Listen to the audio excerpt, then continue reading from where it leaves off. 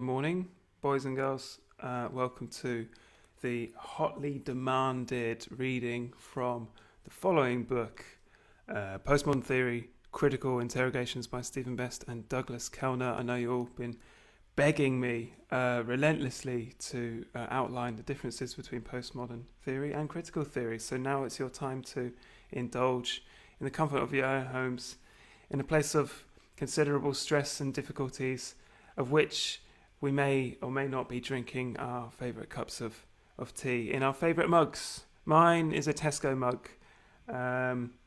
And because I expect today's to be quite a long reading, I have in fact made my own thermos to avoid any interruptions or pausings. You know, this is how seriously I take these readings, and I'd expect you to take them as seriously as well. So make sure you've got your notepads ready while we discuss the fascinating distinctions between Adorno and Habermas in the Frankfurt School.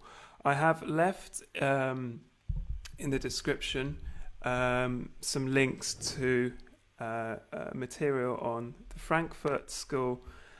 Do have a look. The first one is Melvin Bragg's fantastic In Our Time. Here we go. The Radio 4 program, which tries to make accessible a lot of these trickier ideas. And the second one is a video on YouTube by a man called Rick Roderick. It's got a nice southern twang, and he's really accessibly discussing Habermas. The focus today really is on Habermas, but I'm going to work through a lot of ideas before, as outlined in the beginning of this chapter.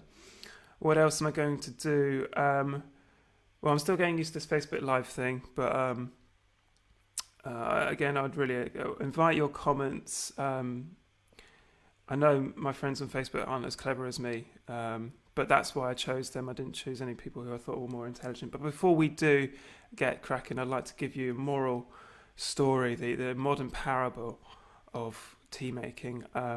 As I said, I knew it was going to be a long reading today, so I thought I'm going to have to make quite a considerable amount of tea in a larger thermos than usual. And then I was presented with a bit of a dilemma. I keep tea bags. I reuse them at least twice. Tea bags are quite expensive in Lisbon. I use PG Tips. Get it from the Go-In shop. And I put in the used tea bag from yesterday, which I had already used twice. I thought it's got a bit more to give. And so I filled up the kettle, started the boiling, and then I realised if I put in the non-used tea bag, the fresh tea bag, into the thermos with the old one, I'm not going to know which one is going to be reusable for many times, so I'm going to have to reuse the reused one potentially up to 6 times. I thought that's okay, but it just feels a bit disgusting to do that. It's got to be a lot of bacteria there, especially when you live with such disgusting people as I do. Hi, Tiago and Bogarim. How's it going? I was thinking, this is a disaster. I'm going to feel really... And the second problem was I didn't want a full thermos. I wanted sort of 2/3 maximum, whereas my other thermos is too small. So what I decided was I'm going to have to hook it out. This has presented another problem, getting out the tea bags. So I tried to get the upside down version of a fork, lifting it out like this, which might pierce the tea bag and present further problems. So what I decided was this: get them both out by pouring all the tea bag into 2 different cups, and then you've got the tea bags out without piercing the bag. Then I put the tea back and I thought, wait, this isn't the moral isn't the light at the end of the tunnel. The moral isn't I'm relieved, the sweet release of relief, the joy of relief isn't necessarily anything positive. It's just the release from sadness and anguish. No, something wonderful happened. I had accidentally, through all of this trauma, preheated the mug, which real people do when they have coffee. People who know what they're doing, they heat the mug with hot water to sort of get the ceramic used to the temperature, so it stays hotter for longer. So, I mean, you can work it out for yourself. But the moral of the story, there is some beautiful things to come out of disaster, out of the heart of anguish and torment. Some unexpected joy does arise. and it's got really nothing to do with what I'm about to speak for over an hour about. But I thought it was worth sharing. Right, I'm going to dim the bloody screen because I don't like to see myself. And I've even made some notes to kick us off. So why don't we start off with my notes, which I've called Before Reading Habermas. Right, the first thing is, I don't really know exactly what's going on with Adorno. I studied him at university. I did English and music, and he featured heavily in music sociology.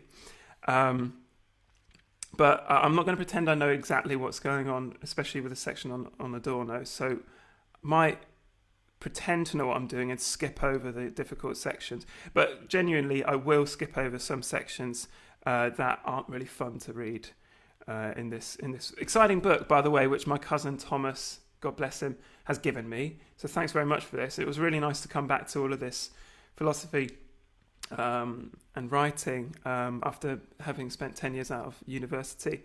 I think I'm going to do okay with pronunciation today, but if I have mispronounced anything, my apologies are now. And I'm still including this in this kind of cycle of my reading circle here in Lisbon of the Bataille and Inner Alchemy reading group. Bataille, Georges Bataille is a big figure covered in this reading circle. But I still feel this relates in some way to my ideas of commitment. Commitment is a big term for this reading circle, for the theory of the subreal and inner alchemy. Commitment to political causes, to making philosophy apply to social reality, to lived experience, as opposed to being some metaphysical masturbation. And I think that's why we're bringing today into the more the field of German theory, instead of the indulgent, decadent, syphilitic French philosophers. We're dealing more with a school of critical theory, which right from the outset wanted to be engaged in social causes, wanted philosophy to relate to everyday life. And this seems to be a central contradiction of the critical theory and of the Frankfurt School. Their allegiance is to left-wing ideals, and you can't really skip over Karl Marx for this.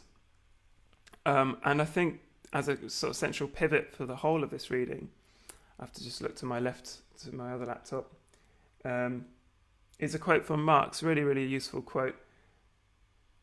Philosophers have hitherto only interpreted the world. The point is to change it.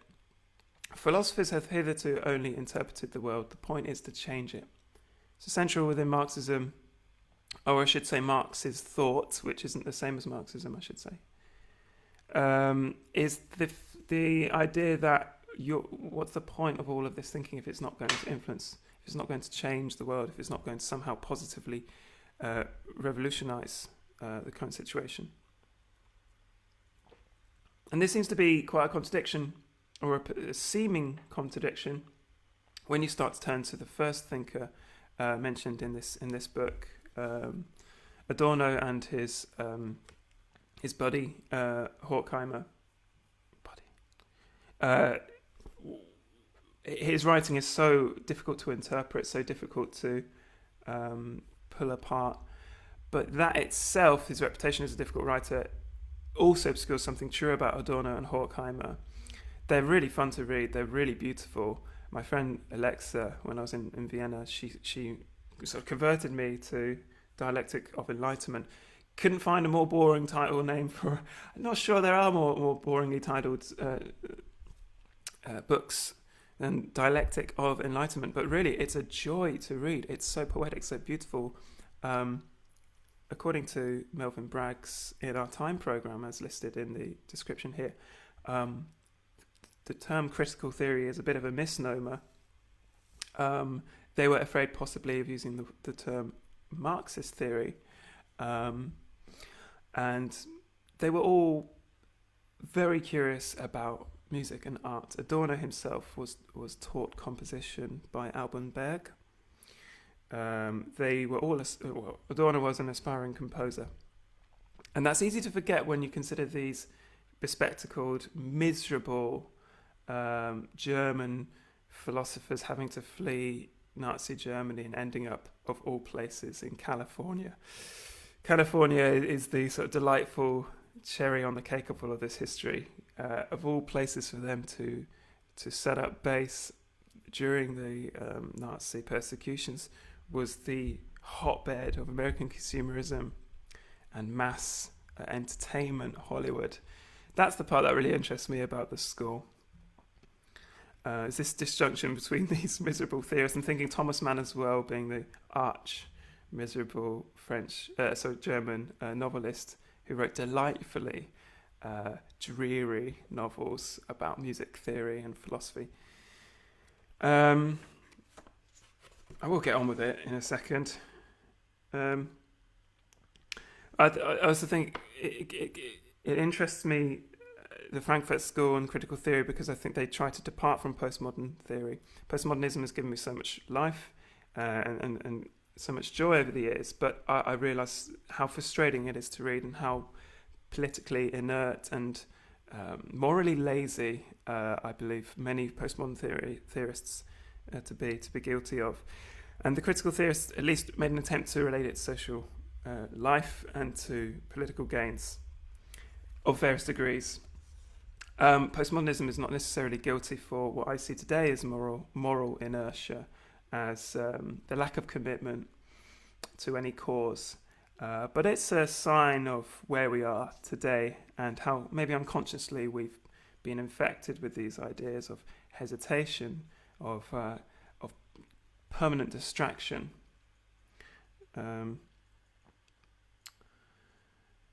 Okay, I think that's everything. And last thing, the second link, the third link I give on the description is a video by Rick Roderick, who's in the video giving a lecture on Habermas. And he contrasts two things which are really important, I think, to getting to grips with all of this theory. He says, he makes the distinction between enlightened reason and barbaric action. Enlightened reason and barbaric action. And I think we're living very much in the middle of those two. It's via scientific process that we've been able to cure diseases, of course, and it's via scientific progress that we've been able to bomb hundreds of thousands of people in one go. So the progression of the Enlightenment has led to even more barbarous destruction or barbaric destruction. But as he correctly says, Rick Roderick, when would you rather have toothache, 1993 or 1493? I think the answer is obvious. One of them involves pliers and zero anaesthetic. So it's easy for us, as Roderick says, to throw the baby out of the bathwater. And I think we commit two mortal sins nowadays, which is both dismiss the beauty and the ingenuity of modern science.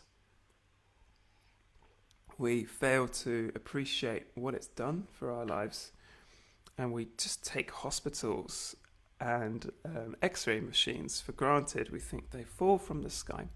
On the other hand, we completely dismiss our historical past. We assume we are cleverer than our historical ghosts. And I think this is a grave sin, especially when exploring mystical ideas. I think we've lost a lot of our pious muscle. We've forgotten how to use our imaginations in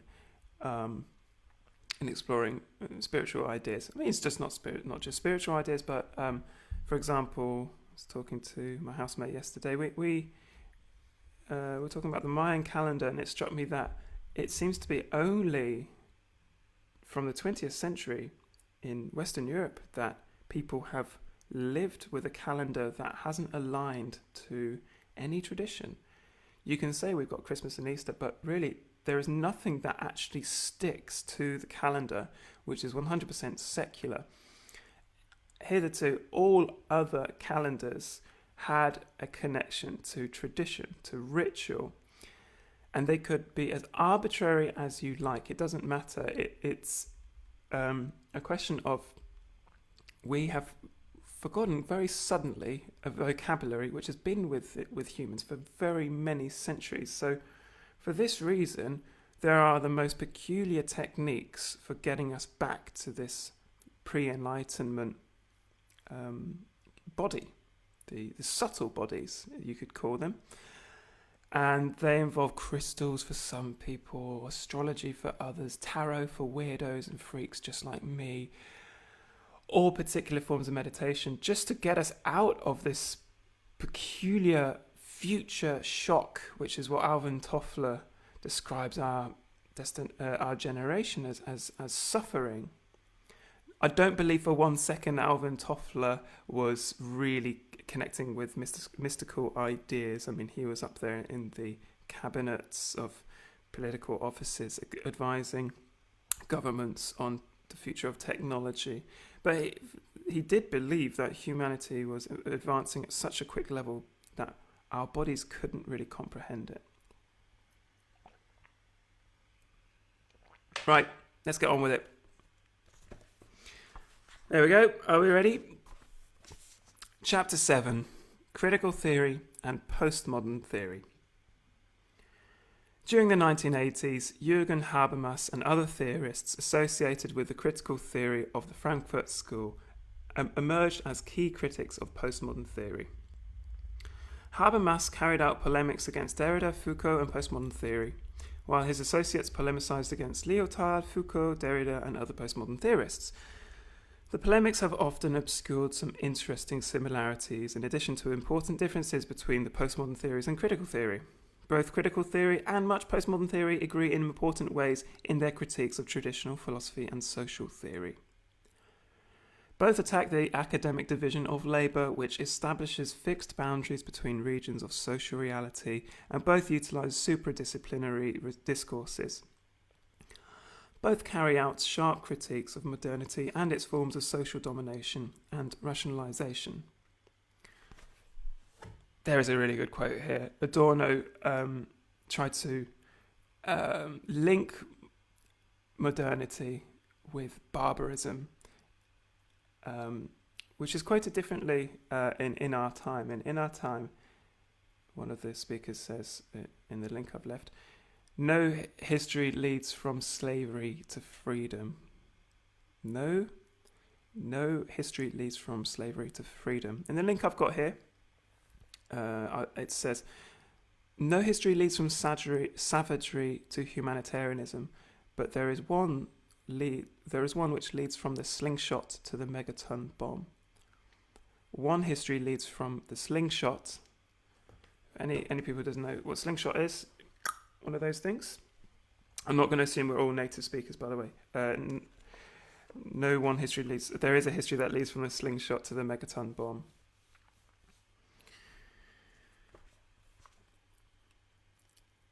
Both postmodern theory and critical theory, both combine social theory, philosophy, cultural critique, and political concerns in their theories, and unlike more academic theories, some versions of both attempt to orient theory towards practice, towards discourse and politics.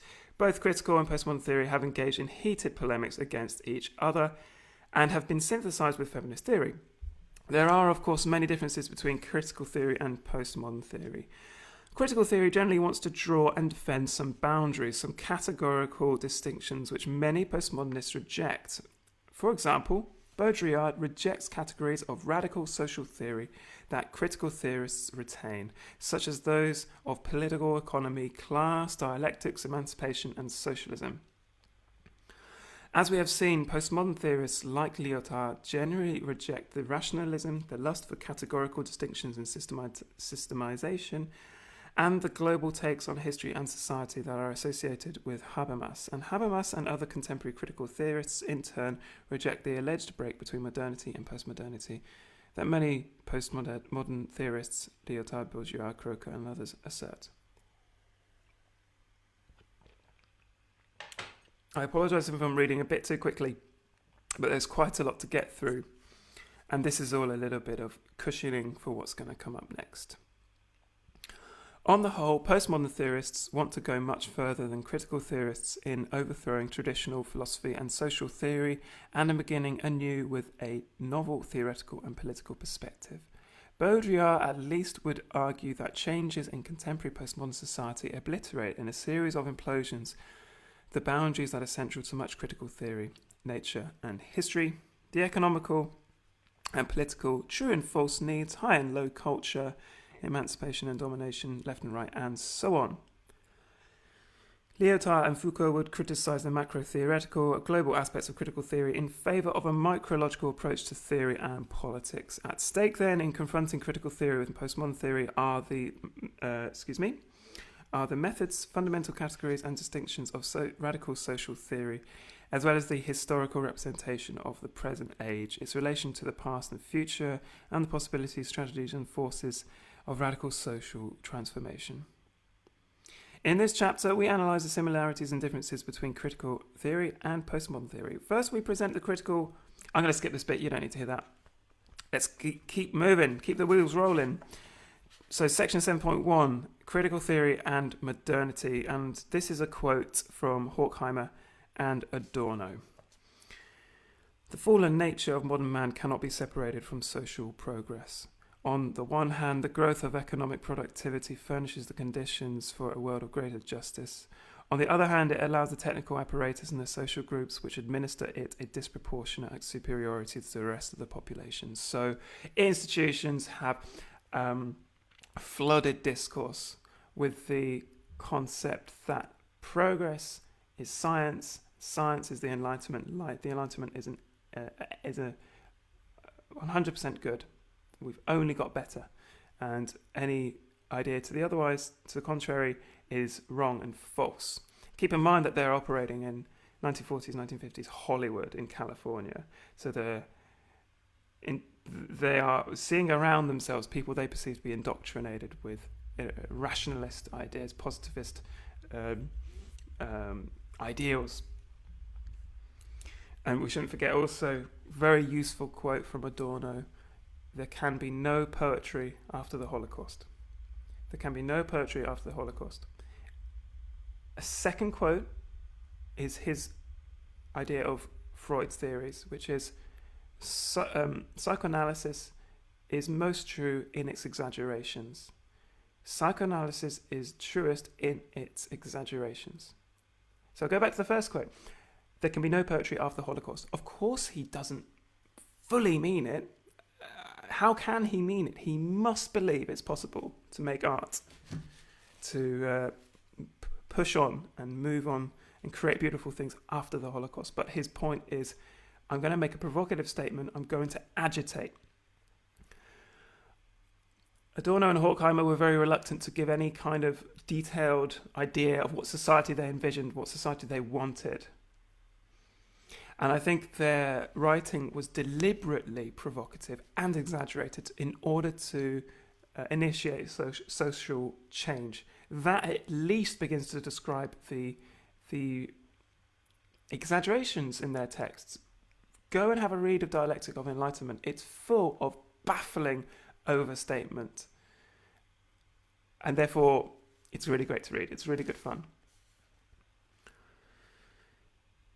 The individual, so this is still quoting from Horkheimer and Adorno from 1972.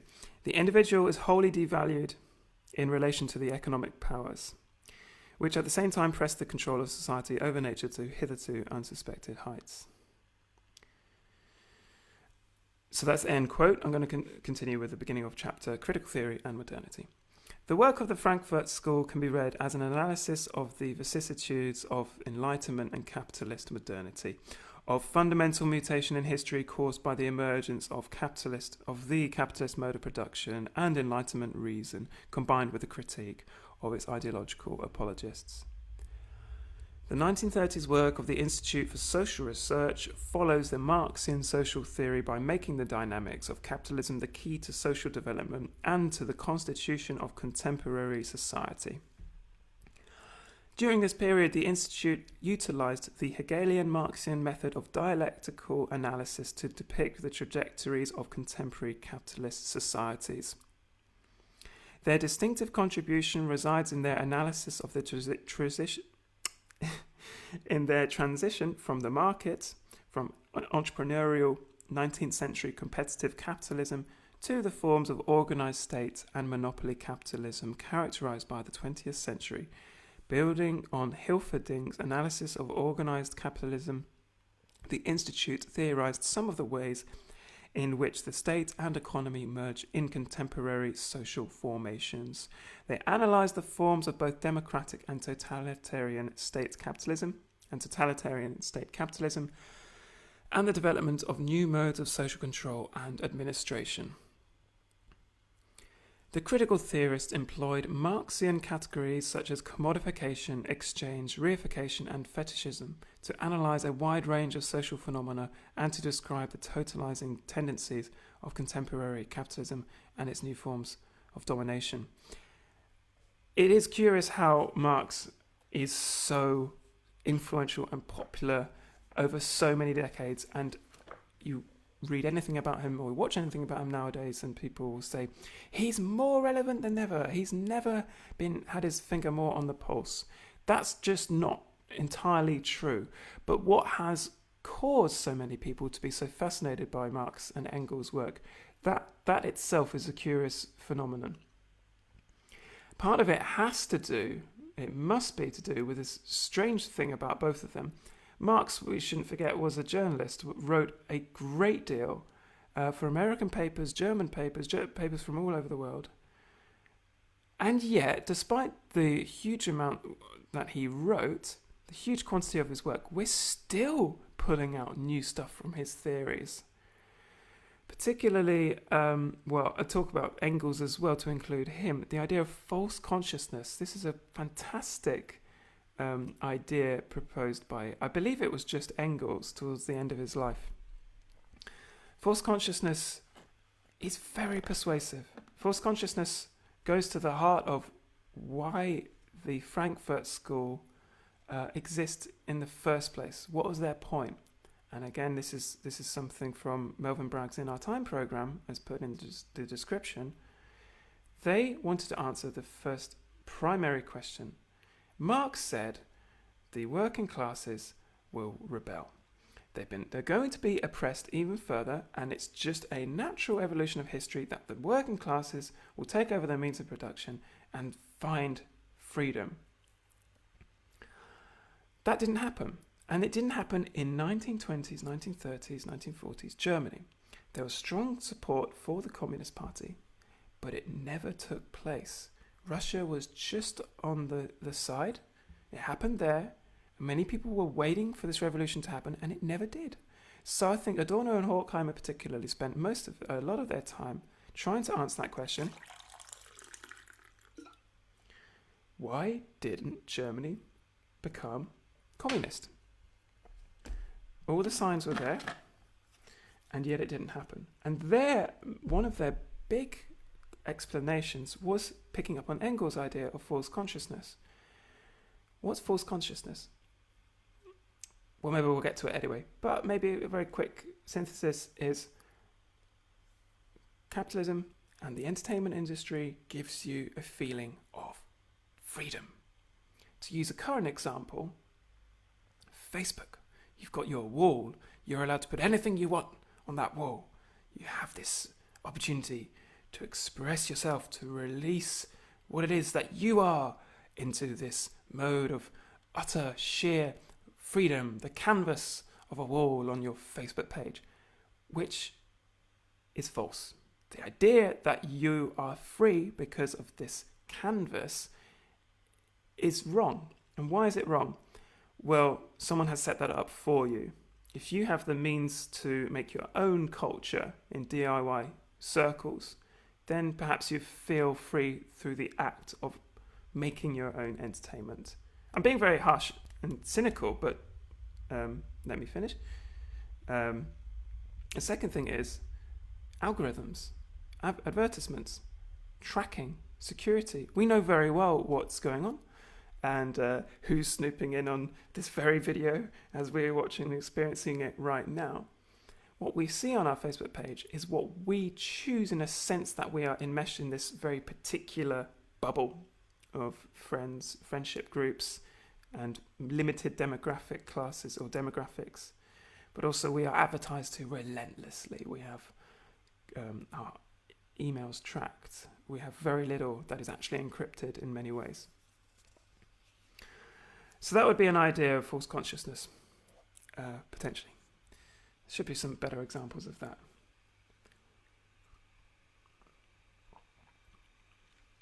Adorno considered Hollywood to give people their own false consciousness. Art should not be there to make you feel happy. That's what he really believed. If you're feeling happy, you're complicit with the regime of capitalist, of the capitalist political system. You are being indoctrinated. You are a sheep, which is quite a miserable way of thinking about it, and in many ways exaggerated, but possibly also patronizing, as many Marxist thinkers are very guilty of. So to continue, the critical theorists saw domination in spheres such as mass culture, where capitalism's apologists saw mere entertainment. And they saw traces of old forms of oppression where others saw novelty and modernity. For instance, during the 1930s, Adorno constantly emphasized how the seemingly most modern phenomena like jazz, radio music, or Husserl's phenomenology incorporated archaic elements. A concert, he claimed, replicated primitive ceremonial functions with applause, reprising an ancient, long-forgotten sacrificial ritual. So, I'm a big Seinfeld fan. You are told when to applaud, implicitly, of course. The audience is behind you. The audience is supposed to be you. Those are the ghosts that sort of encourage you to applaud and to stop and to laugh and to clap when Kramer comes in and to be shocked when someone's cheating on the other person. I mean, maybe a rather light-hearted example, but I think it's a good example.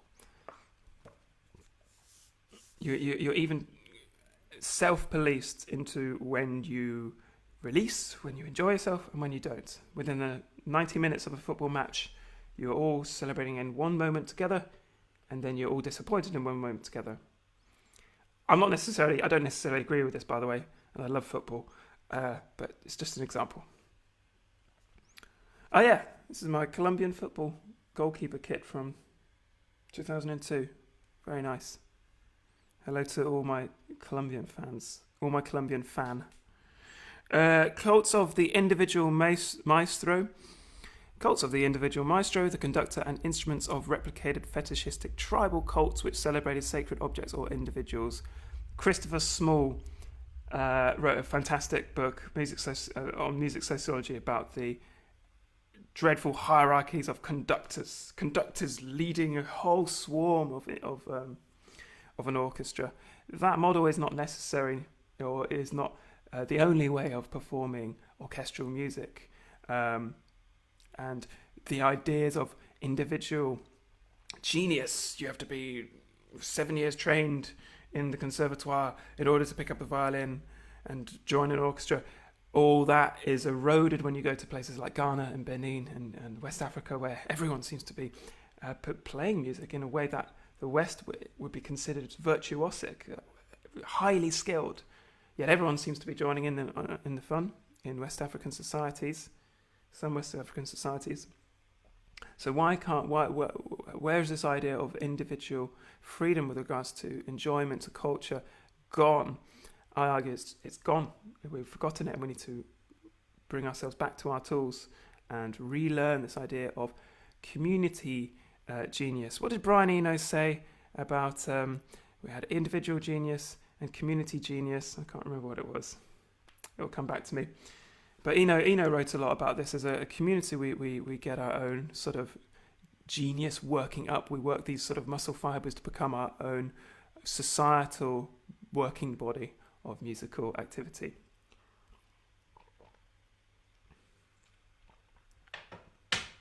For the Institute, capitalist modernity threatened to bring the end of the individual.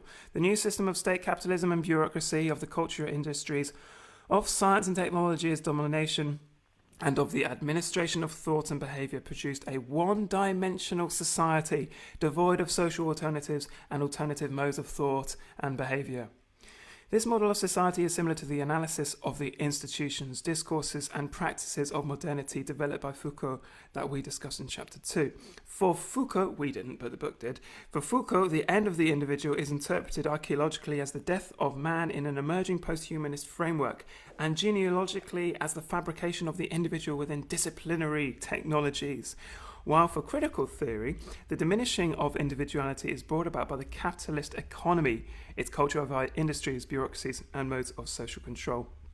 Foucault, Deleuze, and Guattari were curious about desire and punishment, whereas Adorno, Horkheimer, the critical theories, the Frankfurt School were curious about the economy and how the economy is in fact so wide as to include the culture industries as well, to include Hollywood. For Foucault, the death of man is a discursive element. For Foucault, the death of man is a discursive event occurring with the emergence of new sciences and discourses and the sociological fate of the individual in a normalizing disciplinary society. Although both are critical of Enlightenment reason and humanism, most critical theorists tend to be more concerned to preserve the positive Enlightenment heritage, a point that we shall take up in our discussions of Habermas and his debates with postmodern theory. Just repeat that last bit.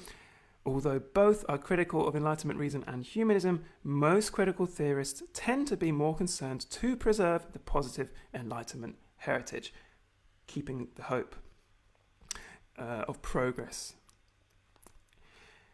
The Institute broke up during World War II, and in their 1940s writings, Horkheimer and Adorno developed a new analysis of history and culture that anticipated in many ways the postmodern critique. In Dialectic of Enlightenment, Horkheimer and Adorno discussed the ways that reason turned into its opposite and produced new rationalized forms of social domination. In their interpretation, a synthesis of instrumental rationality and capitalism employed sophisticated modes of mass communication and culture, a bureaucratized and rationalized state apparatus, and science and technology to administer consciousness and needs to ensure social integration so that individuals would act in conformity with the system's dictates. Horkheimer and Adorno analysed the ways that social rationality turned into irrationality, how enlightenment turns into deception, and how the modes of freedom and progress characterised of modernity turn into domination and regression. They argued that Enlightenment reason becomes totalitarian as it eliminates all competing modes of thought and claims sole prerogatives of thought and validity. The idea that anything outside of capitalist ideas and positivist or rationalist ideas are excluded, that there's the very limited way we are able to discuss things due to the monopolization of language by Enlightenment reason. In this way, Enlightenment reason is intertwined with myth and emerges as a powerful tool of oppressive social powers which use societal rationalization to erect modes of domination. For instance, the tradition of authoritarian, positivistic and technocratic social theory justified elite rule. Comte Saint-Simon Pareto Stalin, in brackets, on the grounds that rulers embodied rationality and had superior knowledge and reason. And as Weber argued, uncontrolled rationalization could turn into a form of bureaucratic and institutional domination in which bureaucratic elites and institutions justify their power and authority on the grounds of superior knowledge and by claiming that their power embodies the claims of reason itself. Didn't Aristotle write about the wise leader, the noble leader who has all the knowledge, that we should give all our power to the most wise? Plato? I don't know who it was. It's a very old classic idea that leadership should be in the hands of the few. That's what they criticised. Running out of tea.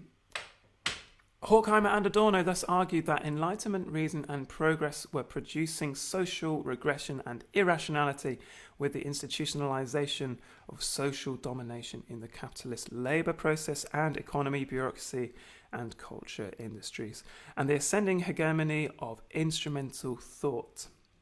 In the light of these phenomena, the critical theorists rejected the claims that a technologically advanced society automatically embodied freedom and progress. Indeed, Horkheimer and Adorno followed Walter Benjamin in perceiving archaic aspects of the most modern phenomena and in analysing anticipations of modernity in archaic phenomena.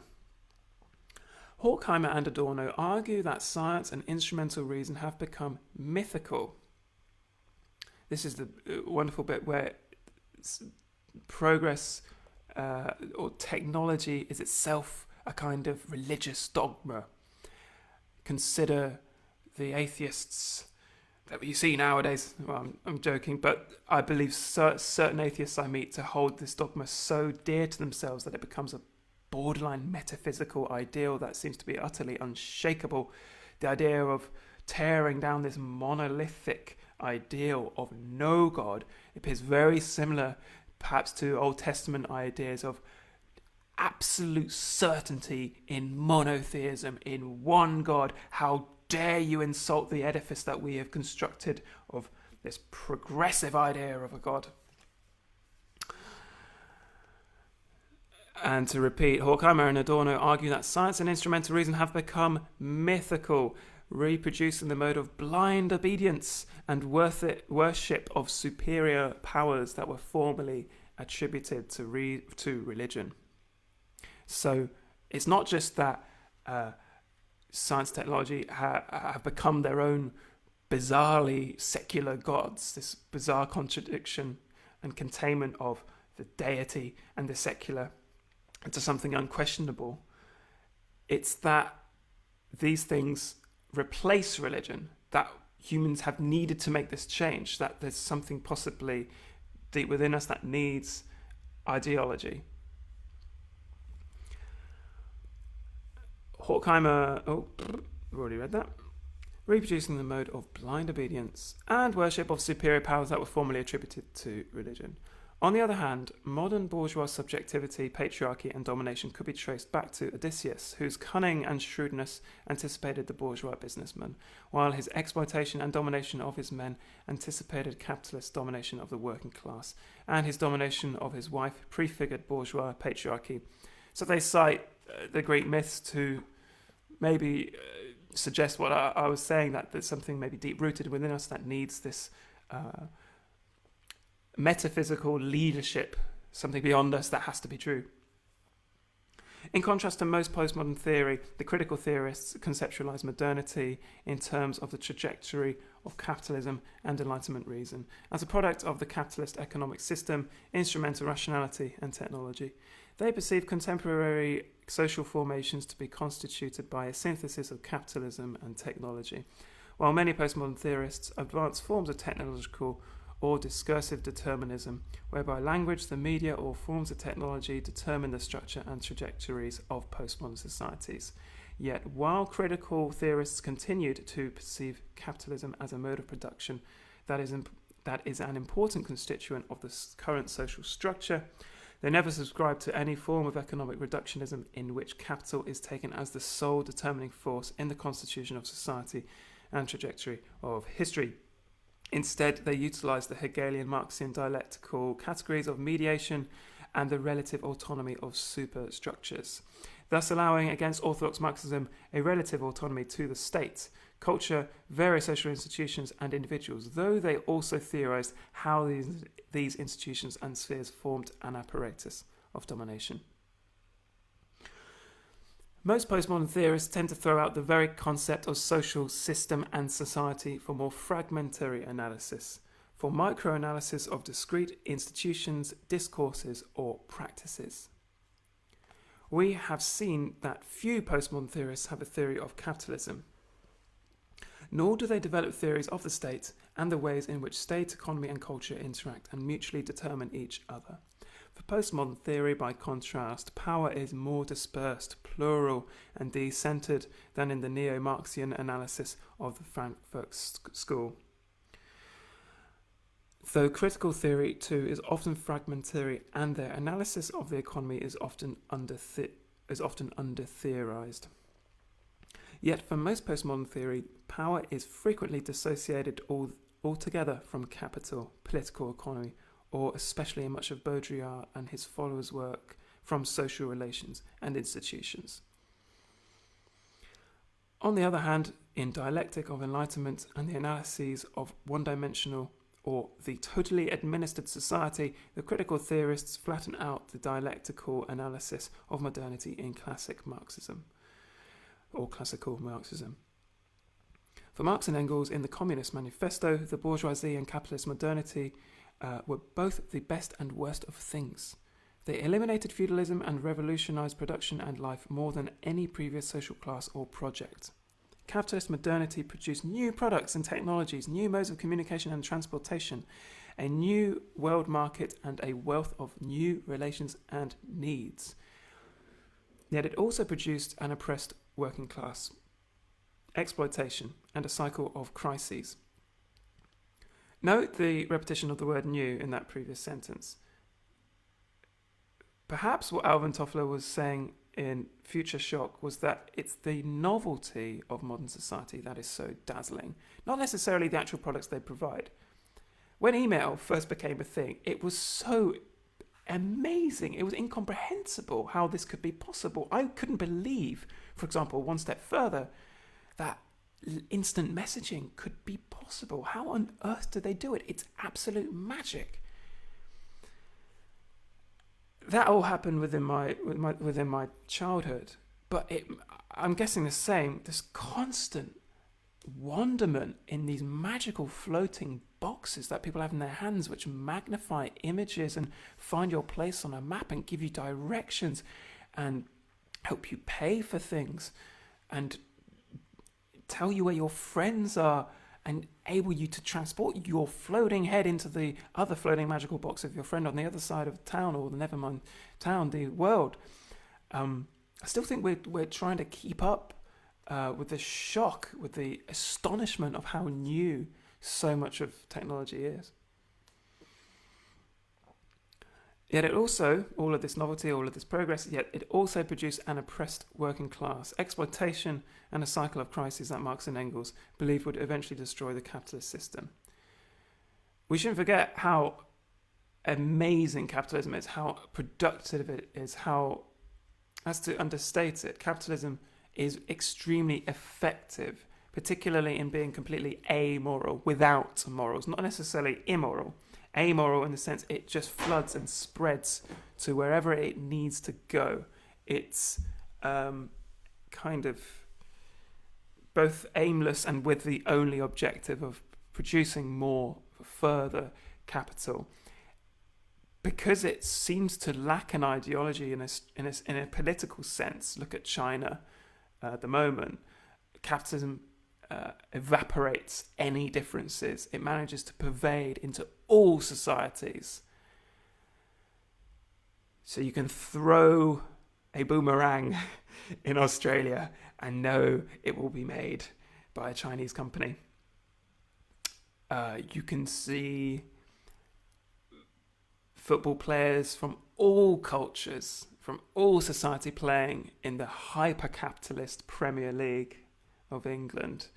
Walk down a street and you'll see cars from all parts of the world with components that have been shipped and distributed from all corners of the world and flooding your own society and perhaps taking away the potential of creating your own microeconomy.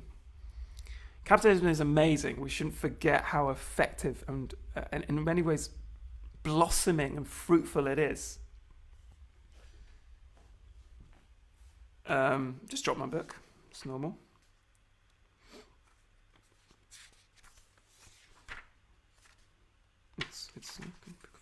I haven't lost my page. It's just me getting my breath.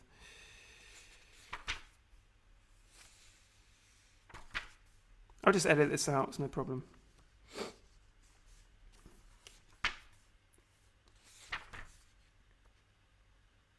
Okay, back to page 221. And I'll start that sentence again. I know. For Marx and Engels, the Communist Manifesto, the bourgeoisie and capitalist modernity were both the best and worst things. They eliminated feudalism and revolutionized production and life more than any previous social class or project. Capitalist modernity produced new products and technologies, new modes of communication and transportation, a world market, and a wealth of new relations and needs. All that is sacred is profaned. All that is solid melts into air. I think that's from the Communist Manifesto. He knew how to write, or they knew how to write, Marx and Engels. Yet it also produced an oppressed working class, exploitation, and a cycle of crises. So capitalism is so good at doing what it does. Of course, we get the crises, right? That goes without saying. But in the immediate sense, its ability to just flood any culture and grow organically, or maybe not organically, but grow in all corners of the cultural field, also results in manifold, inventive ways of oppression. 0 hours contracts, transparent binds which hold the worker to the boss, to the leader. Brilliant example of this in one image for me. It was very helpful. I was walking up the hill in Lisbon, in Alcocego, part of Lisbon, and I saw a guy sitting on a bike on his mobile phone. The guy was working for one of these transportable food companies, these hyper modern food takeaway delivery services, and he Glovo, whatever it was. And the gentleman was of South Indian descent. Don't know which country, but somewhere from this Indian subcontinent. He was on his phone looking for where to go next. That might seem quite normal, right? You're doing a job, it's temporary, and you maybe not been in the country for very long, so you're delivering food around the city with this new web thing. But what really left an impression on me was the fact that this gentleman was using a rented bike. Everything seemed to be rented. Everything seemed to be temporary. There seemed to be no solidity in this labour. It seems somehow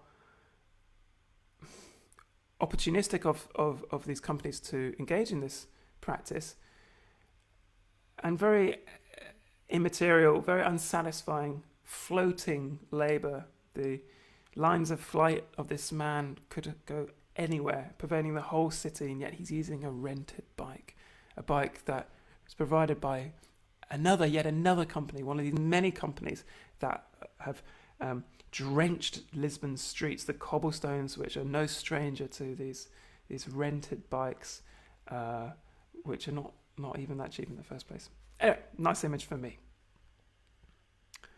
So for the third time, yet it also produced an oppressed working class, exploitation, and a cycle of crises that Marx and Engels believed would eventually destroy the capitalist system.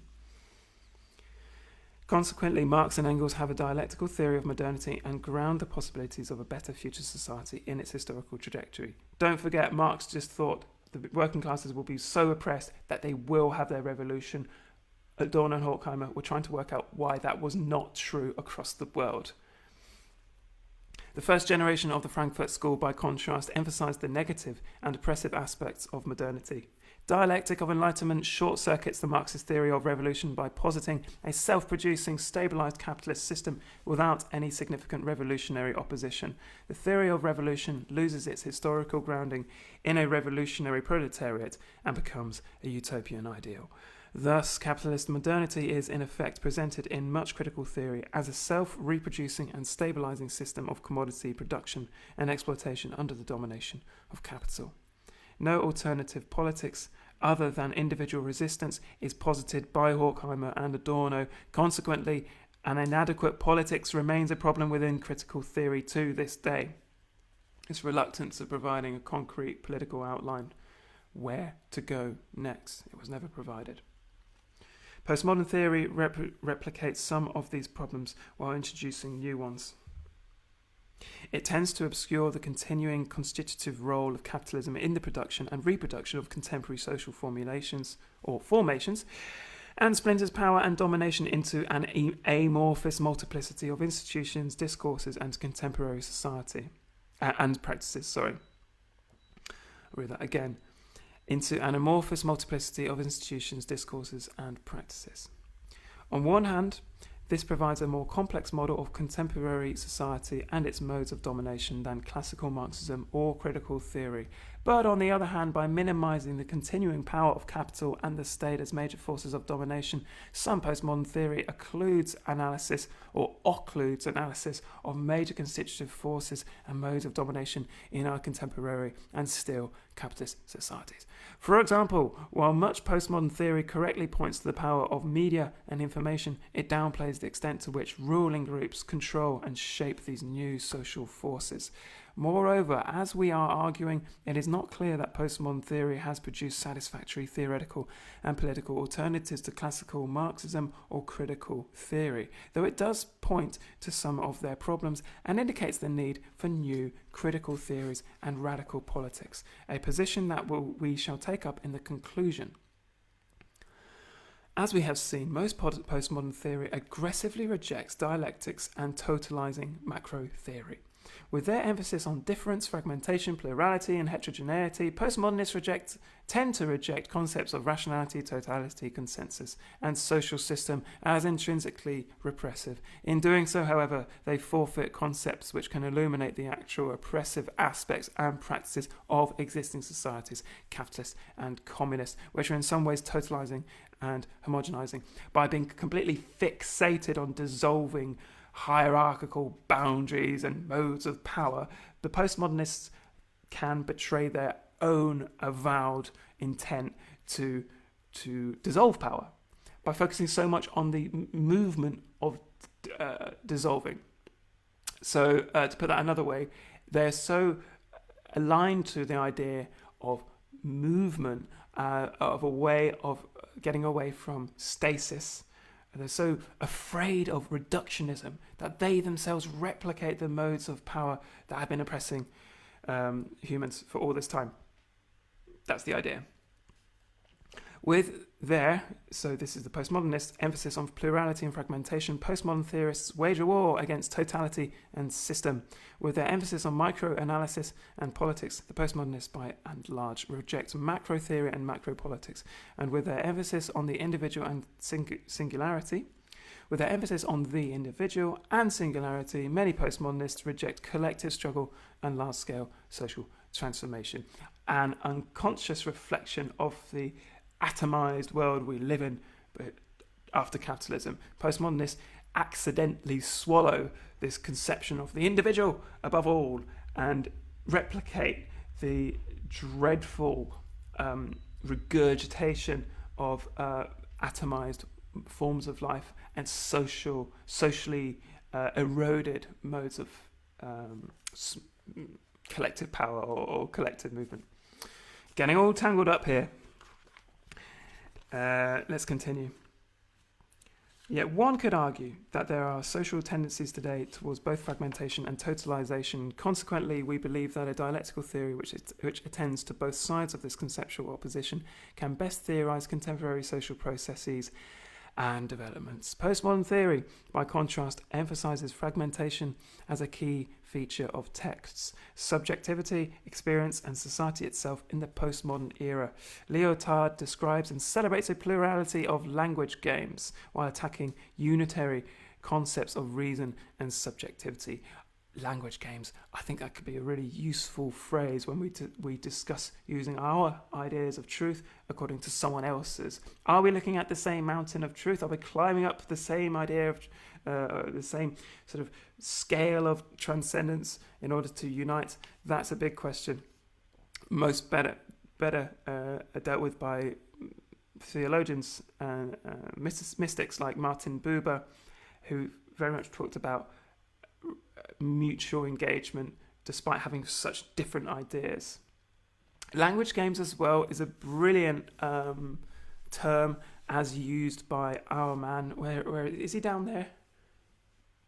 He's somewhere in my room. Richard Rorty. I've already read quite a lot of his, one of his chapters of contingency, irony, and solidarity. And he talks about the fact that we possess these different constructions and ideas of the world, and we can test them out as games, a pragmatic approach to the world. Just noticed that my door has opened. How mysterious. I'm just going to close that.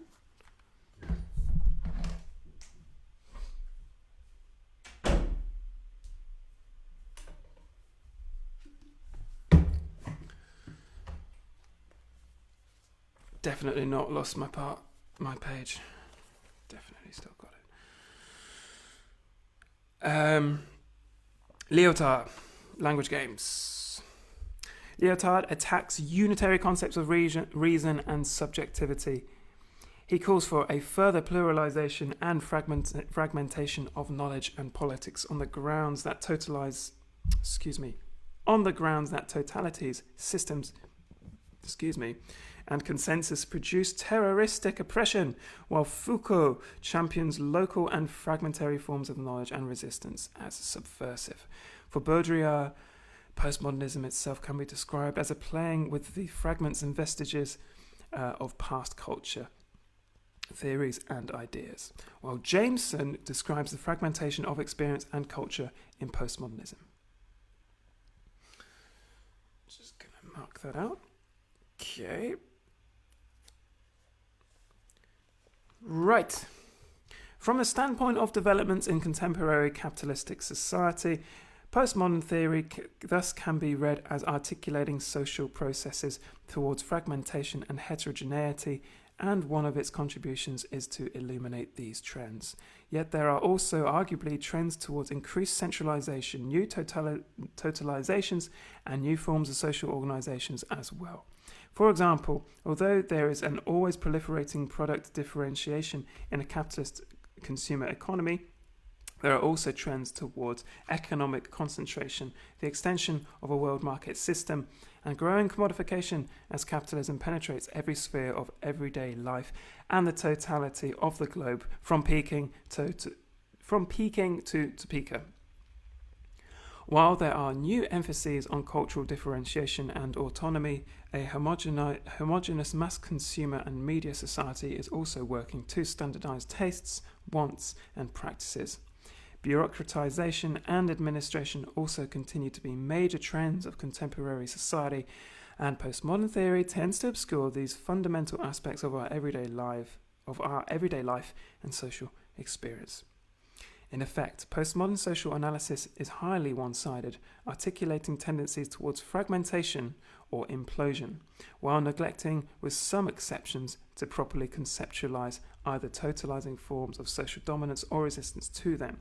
While many versions of modern social theory, such as Marxism and critical theory, might overlook or ignore particularity, plurality, and difference, this is not true of all versions of critical theory. As we shall argue in the next section, Adorno and Benjamin utilize a micrological approach that focuses on particularities as the most microscopic details of everyday life. Yet, critical theorists also analyze the major social processes, the mediating institutions and structures that help constitute particularities. Using the dialectical category of mediation, critical theory attempts to describe how concrete particulars are constituted by more general and abstract social forces, undertaking an analysis of particulars to illuminate these broader social forces. Consequently, we would argue that a dialectical social theory, such as one finds in the best critical theory, provides the most adequate models and methods to analyze the multidimensional processes towards both fragmentation and unification, implosion and differentiation, and plurality and homogenization in contemporary techno-capitalist societies. Most postmodern theory rejects dialectics in principle, however, and thus is unable to conceptualize the dialectic of totalization and fragmentation, de-differentiation and differentiation, homogenizing and individualizing tendencies which we believe characterize the dynamics of the contemporary moment. Some postmodern theory, to be sure, also provides illuminating analyses of contemporary events, institutions, and practices. Yet by rejecting dialectics, postmodern theory tends to be more fragmentary and empiricist, failing to articulate significant mediations or connections between various social phenomena.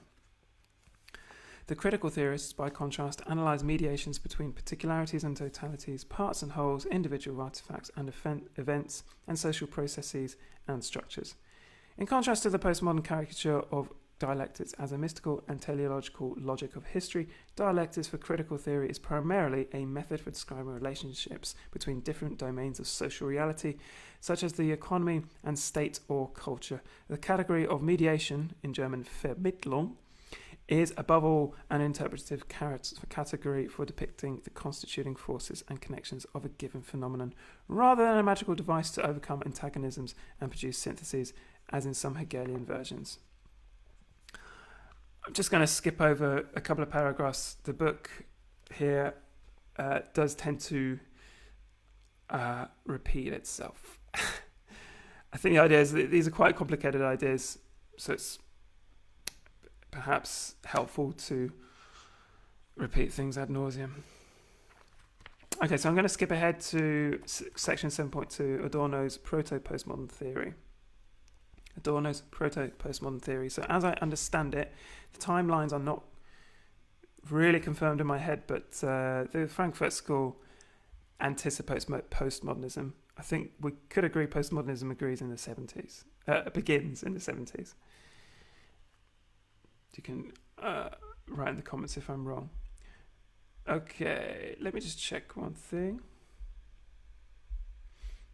Yeah, it's not so good on my laptop. I can't quite see your compliments. That's nice comments. Thanks, everyone. Hello, Mark. Hello, Sophie. Hello, Paul. If you're still alive and with me, and not with your lungs full of snot and was it phlegm? Yeah, don't die. Adorno's Proto-Postmodern theory, section 7.2. This is a quote from Adorno from 1973. Philosophy, in view of the present historical situation, has its true interest here where Hegel, at one with the tradition, registered his disinterest with the non-conceptual, the singular and the particular, with that which, since Plato, has been dismissed as transitory and insignificant, and upon which Hegel hung the label of foul existence. Now, this is interesting because foul, F-A-U-L, as it's written here, in German also means lazy or insignificant. So foul existence is what Hegel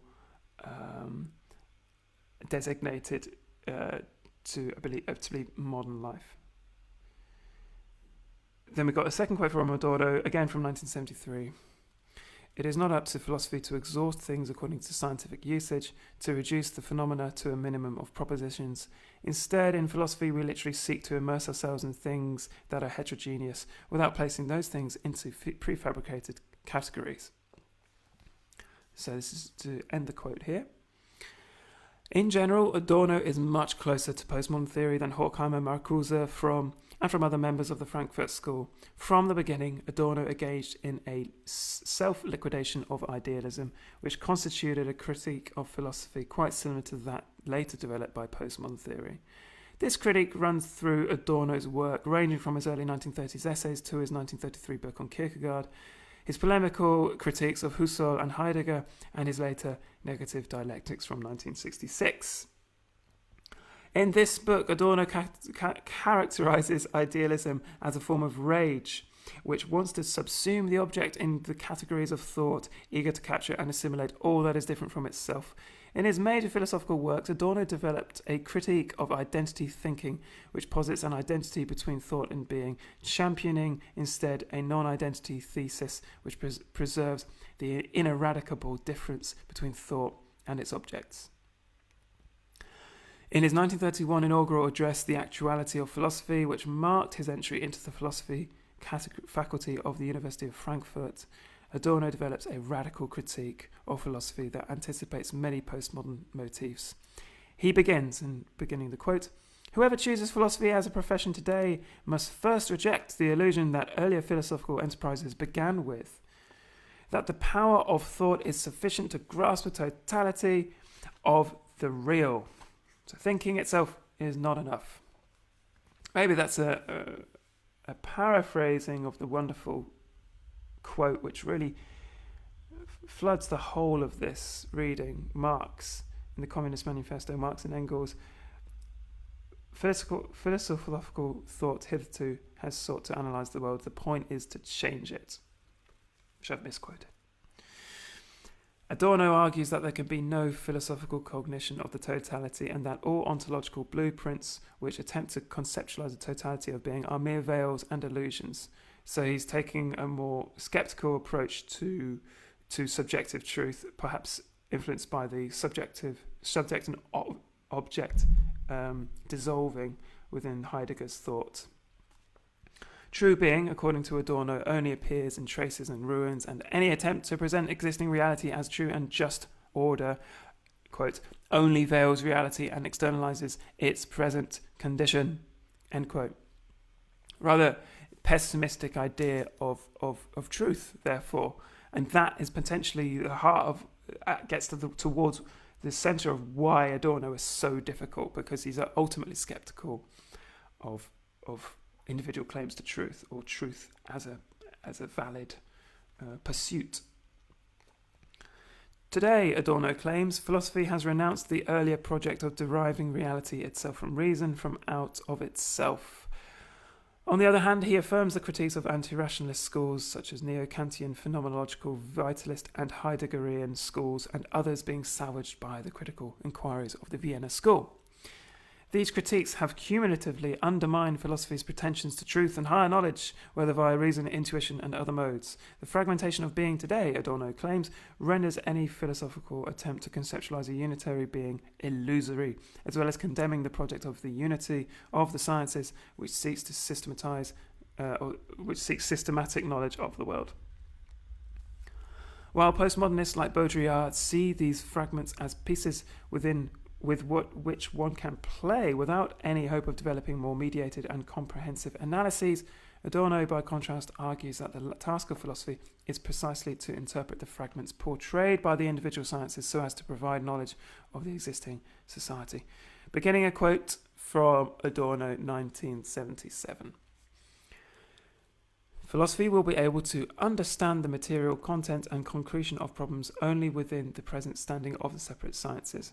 It will also not be allowed to raise itself above such sciences by accepting their results as finished and mediating upon them from a safe distance. Rather, philosophical problems will lie always, and in a certain sense irredeemably, locked within the most specific questions of the separate sciences. Philosophy distinguishes itself from science not by a higher level of generality, as the banal view still today assumes, nor through the abstraction of the categories, nor through the nature of its materials. The central difference lies far more in that the separate sciences accept their findings, at least their final and deepest findings, as indestructible and static, where philosophy perceives the first finding which it lights upon as a sign that needs unriddling. Plainly put, the idea of science, Wissenschaft in German, is research. That of knowledge is interpretation. Wissenschaft in German is really a much more visual term for science than it is in English. In science in English, I just think of like a test tube, whereas Wissenschaft in German gives an idea of constructions of knowledge, of knowledges, so to speak, pluralities of knowledge. Schaft, I vaguely remember to being something to do with, Nama can help us out here.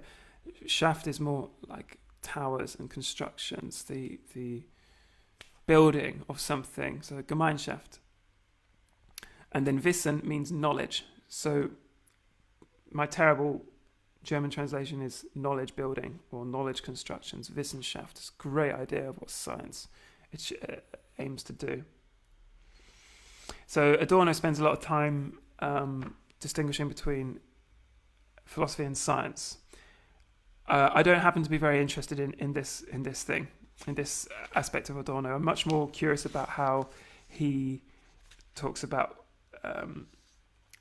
mass culture, music, false consciousness, So perhaps I'm going to skip quite a few pages here where he's dreadfully concerned in ontology, subjective truth. And I think I might just to pull out some wonderful parts of Adorno and to make him more accessible, situate him in the concrete in this wonderful text.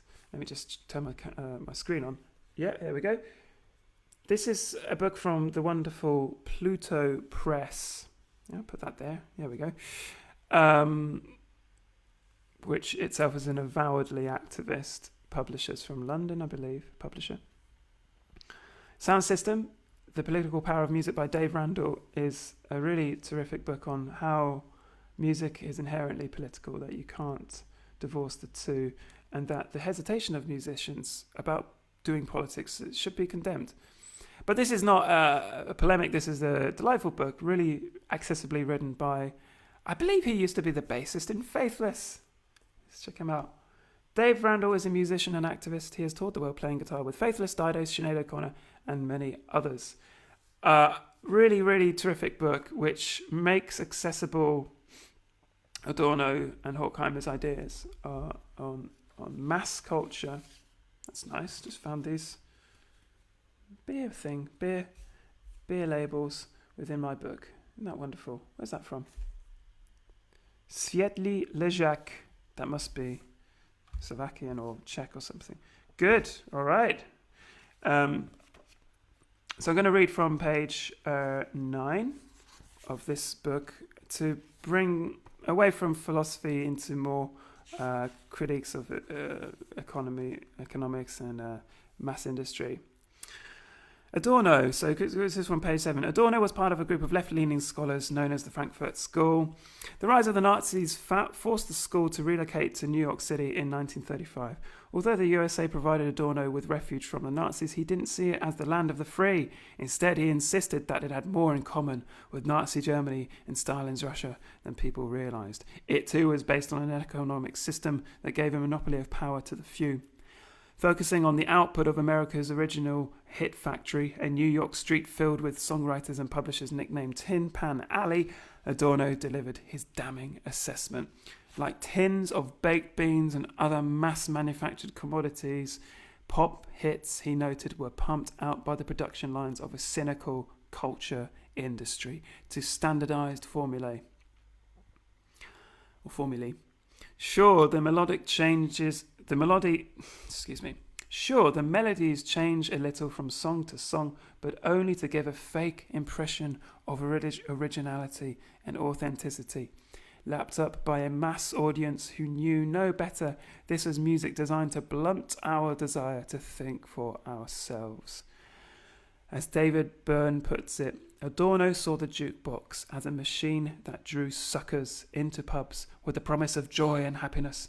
But like a drug, instead of bringing real happiness, the music heard on jukeboxes only creates more desire for itself. He might be right, but he might also have been someone who never had a good time in a honky-tonk. End quote from David Byrne. It is a little worrying when we get onto this territory of assuming someone's joy to be sheep-like, to be a form of passive indoctrination, so to speak. I think you know what I mean. Couldn't we be enjoying the jukebox in a way that we realised our oppression, but we elevated these things into some different sphere where we dissolved the ideas of high and lowbrow? That's why, where has he gone? Georges Bataille is so useful, I think, in this context for managing to transcend this maybe simplistic idea of mass industry indoctrinating us, and instead, perhaps more ironically, I don't know, enjoying all forms of culture, whether they happen to be orchestral music or songs from a jukebox. Having said that, listening to the top 40 nowadays has become alarming in a way that I don't recognise from my childhood. I'm very aware of making arguments of the good old days, But there is strong evidence that the making of music has become very timid, that the market has seen how consumption of music has changed quite radically within the space of 10 years. It's simply true that people don't listen to full albums anymore. People are much more curious to repeat fragments of their favourite songs. And that's precisely because the way we listen to music has changed radically. Streaming. So all that is solid melts into air, all that is holy is profaned, to quote Marx and Engels of the Communist Manifesto. The sacred object, the vinyl, has in one swing of historical events become inadequate and antiquated, and then comes around again, hence capitalism's pervasive effectiveness in the strict short-term sense. And now vinyl is become its own fetish. And the same is happening with poor man's vinyl, cassettes. You see people with mobile phone covers with cassettes. Cassettes themselves are quite trendy now, and seem to be in this endless regurgitation of cultural forms dealt with really well by Simon Reynolds in Retromania.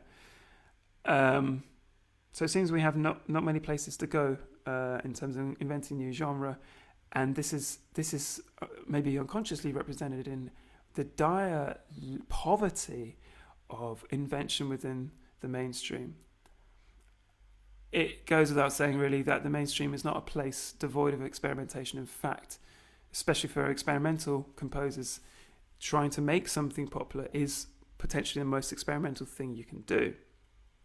So Adorno was criminally wrong and was recognized for betraying the radical social changes that he suggests are the way forward by calling in the police during the Paris Revolution of 1968. But it's still food for thought. There is still a lot of worrying emergence in music of lack of invention, as I said, and this dire lack of experimentation. I mean, looking to the 90s, just looking at, for example, Eurodance, very cheesy, very accessible, but there was some phenomenally good and well-constructed music.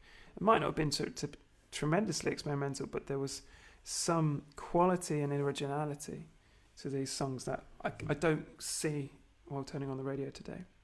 To continue from Sound System by Dave Randall, Adorno never really differentiated between mainstream commercial pop, and other less formulaic popular sounds. Famously, he denounced jazz music as one of the most deformed cultural manifestations, which couldn't be further from the truth, I think. Of course, we know how wrong he was there. He had taken time to appreciate the varied and often anti-establishment popular music made beyond Tin Pan Alley. Had taken time to appreciate the varied and often anti-establishment popular music made beyond Tin Pan Alley, in other words, bebop, or musicals potentially. I think there was a lot of experimentation in musicals, Rodgers and Hammerstein. He may have arrived at a more nuanced view. That he didn't is surprising. There was certainly plenty of it. During the interwar Weimar Republic of Adorno's native Germany, Kurt Weill and Bertolt Brecht brought socialist opera to the masses with an adaptation of John Gay's Beggar's Opera entitled Threepenny Opera or Threepenny Opera. Its songs would later be covered by artists as diverse as Ella Fitzgerald, Michael Bublé and Pet Shop Boys, and Tom Waits. Others explored social questions and celebrated sexual diversity through the decadent Berlin cabaret scene. Meanwhile, in the US, the coalition of left-wing intellectuals, including the influential folklorist Adam Lomax, decided popular culture provided an important platform for politics. They championed folk and blues musicians, including Woody Guthrie and Leadbelly, and argued that African-American musical traditions such as New Orleans jazz were a form of proletarian protest and pride. None of this seemed to permeate Adorno's world. or at least influence his position.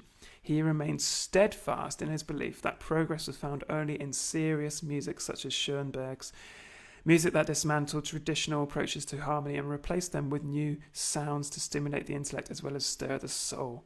It requires the listener spontaneously to compose its inner movements and demands of him not mere contemplation but praxis.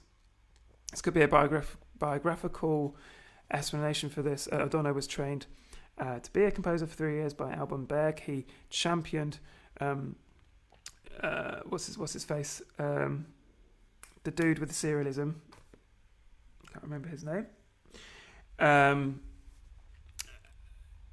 So perhaps he couldn't unwind himself or untangle himself from the elevated platform of Western classical orchestral music. Schoenberg did the serialism thing, the tonality sequence, right? In later years, Adorno did concede that there was some value to what he called lowbrow art. Begin quote. The distinction between entertainment and autonomous art points to a qualitative difference that ought to be retained, provided one does not overlook the hollowness of the concept of serious art or the validity of unregimented impulses of lowbrow art. But his views remained fundamentally the same as those he articulated in the 1940s. Pop can only strengthen the hand of the powers that be. Even the best-intentioned reformers who use an impoverished and debased language to recommend renewal strengthen the very power of the established order they are trying to break. I think I might finish that quote from Dave Randall, but he then goes on to talk about Stuart Hall, cultural studies in the late 70s, where, as he says, thinking seriously about pop was acceptable, trendy even. So I'll put that aside. And now it's the moment you have all been waiting for. Yes. My tea's gone cold. Yuck. Habermas and modernity. Still, I'm addicted, so. This is how long we've been going for? Almost an hour and a half. But this is really the meat of the of the talk. I really wanted to talk about Habermas as a way forward of a critical theory to address actual social change and to suggest ways in which we can rationally move on and talk to each other. So, section 7.3, Habermas and modernity. Begin quotes from Habermas 1981. The project of modernity, formulated in the 18th century by the philosophers of the Enlightenment, consisted in their efforts to develop objective science, universal morality and law, and autonomous art according to their inner logic. At the same time, this project intended to release the cognitive potentials of each of these domains from their esoteric forms. The Enlightenment philosophers wanted to utilize this accumulation of specialized culture for the enrichment of everyday life. That is to say, for the rational organizations of everyday social life. End quote.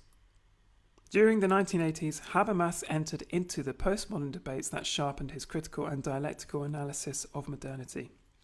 In his article, Modernity, an Unfinished Project, Habermas argued that the various postmodern theories were a form of attack on modernity which had their ideological precursors in various irrationalist and aestheticist counter-Enlightenment theories. In a series of succeeding lectures on the philosophical discourse of modernity, Habermas continued to criticize the German and French postmodern theories. He used standard Marxian methods of ideology critique, suggesting that the French postmodern theories, which had their roots in Nietzsche, Heidegger and Bataille, were aligned with the counter-Enlightenment and exhibited disturbing kinship with fascism. Against postmodern theories, Habermas defended modernity as an unfinished project which contained unfulfilled emancipatory potential. From this perspective, let me just check my EQ. From this perspective, Habermas's entire corpus of work can be read as reflections on modernity, on its trajectory, contributions, pathologies, and emancipatory potential. In the following discussion, we shall suggest that Habermas's first published work can be read as an analysis of the origins of modernity, its emancipatory features, and its regressive development in the present era. To some extent, his later work continues this project, predominantly in the domain of philosophy, but also in social theory, cultural critique, and his political interventions. In these ways, Habermas's work can be shown to have a deep continuity with the earlier Frankfurt School, despite the different emphases and topics which emerged as a result of his linguistic turn in the early 1970s. So let's not forget, Habermas, if I'm not mistaken, was taught by Adorno and is younger than Adorno, okay? So he's taking a lot of Adorno's ideas and I think rejecting such pessimistic ideas of truth in order for people to start talking to each other again. I think it can be reduced to something as simple as that: undistorted communication. Section 7.3.1, Modernity as Unfinished Project. This is a quote from Habermas in Bronner and Kellner, 1989, page 137. Begin quote.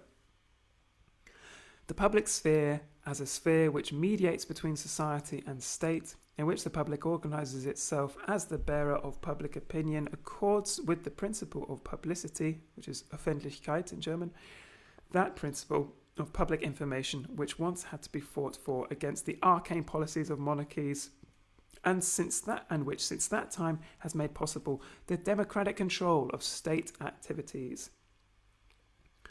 Public discussions about the exercise of political power, which are both critical in intent and institutionally guaranteed, have not always existed.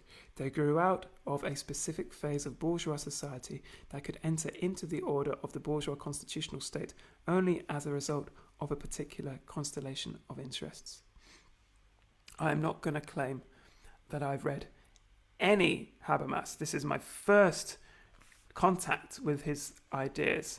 And I'm not for a second claiming to be an expert on any of this stuff. And I really hope that these talks are a way of moving towards ideas, of constructing something, and rather being some kind of Moses heading down from the mountain with the 10 critical theory commandments. But one thing that seems to be clear from the start with Habermas is that his entire argument, his ideas seem to be very much arriving at the end of a momentum of thinking which includes European history. So the sweep of European history really floods into his work and really informs what he's doing.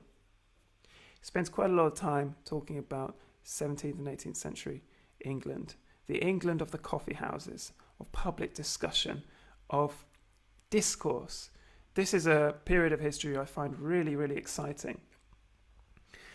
And it seems to be the first time when the middle classes are emerging as becoming their own speaking publics, that the monopoly of knowledge is no longer in the possession of the convents, the monasteries mostly, and the monarchy.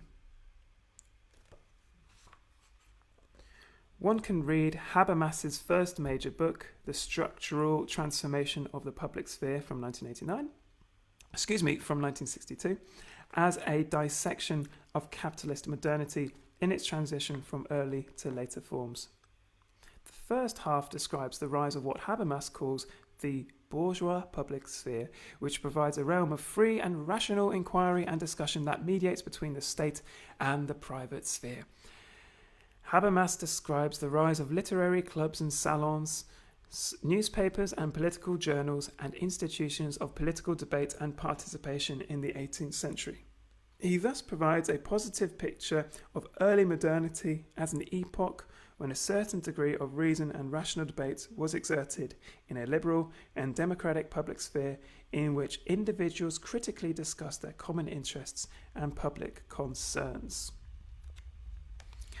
During this epoch, functions of individuality and citizenship, l'homme and citoyen, overlapped, and individuals could both develop their own capacities and rationally shape their social and political order through activity in the public sphere.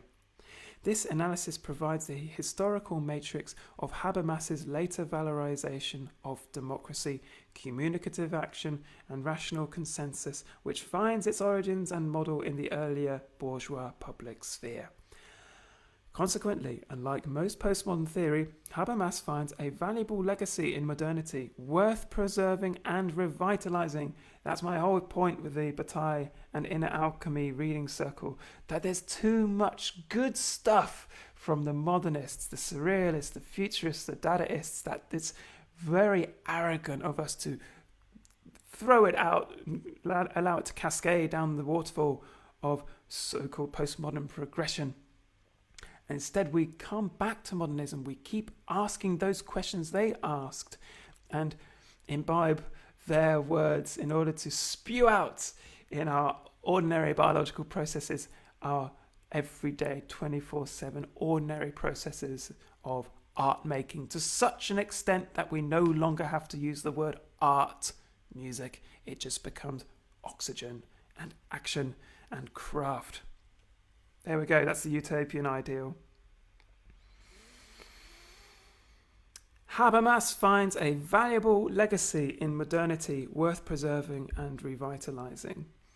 The second half of the book, however, analyzes the decline of the public sphere in late modernity in an analysis parallel to the sketch of the transition between entrepreneurial market capitalism and state and monopoly capitalism developed by the first generation of critical theory.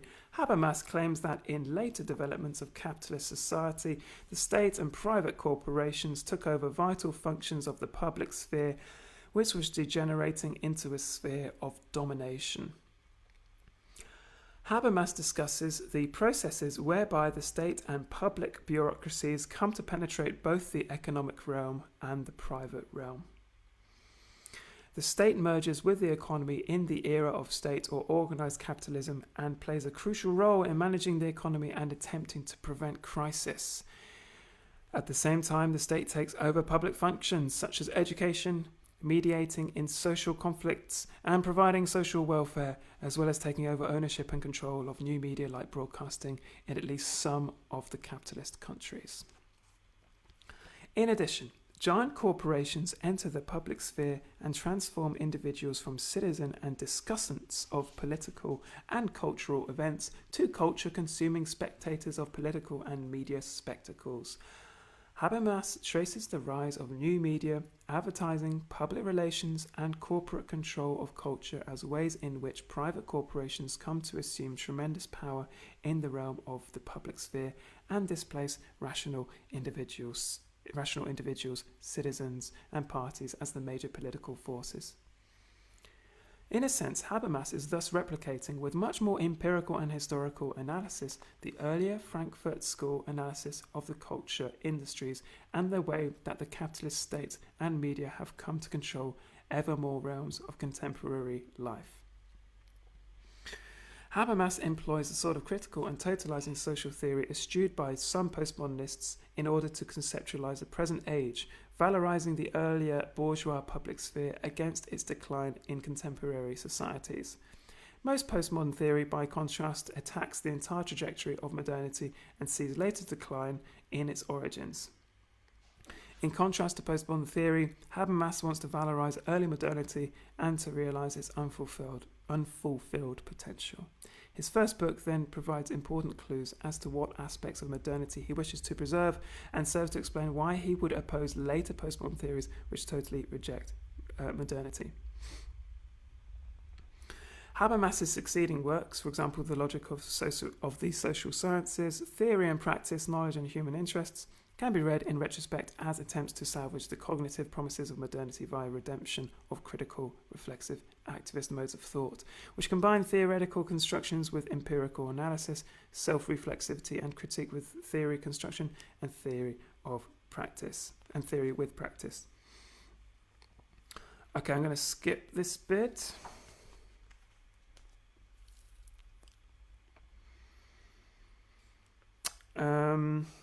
Habermas, then, is a strong advocate of modernity and defender of what he considers its progressive elements, while criticizing its oppressive and destructive aspects. He does, however, call for a revision of the project of Enlightenment rationality and proposes some reconstructions of the concept of reason and critique of a subject-centered tradition of rationalism. On the other hand, he criticizes all counter-Enlightenment theory as potentially dangerous, theoretically and politically, a point that is central to his 1980s interventions in the postmodern debates. In his article, Modernity versus Postmodernity, Habermas defends the modern differentiation of cultural spheres and the development of autonomous criteria of values in the sphere of knowledge, morality, law and justice, and art.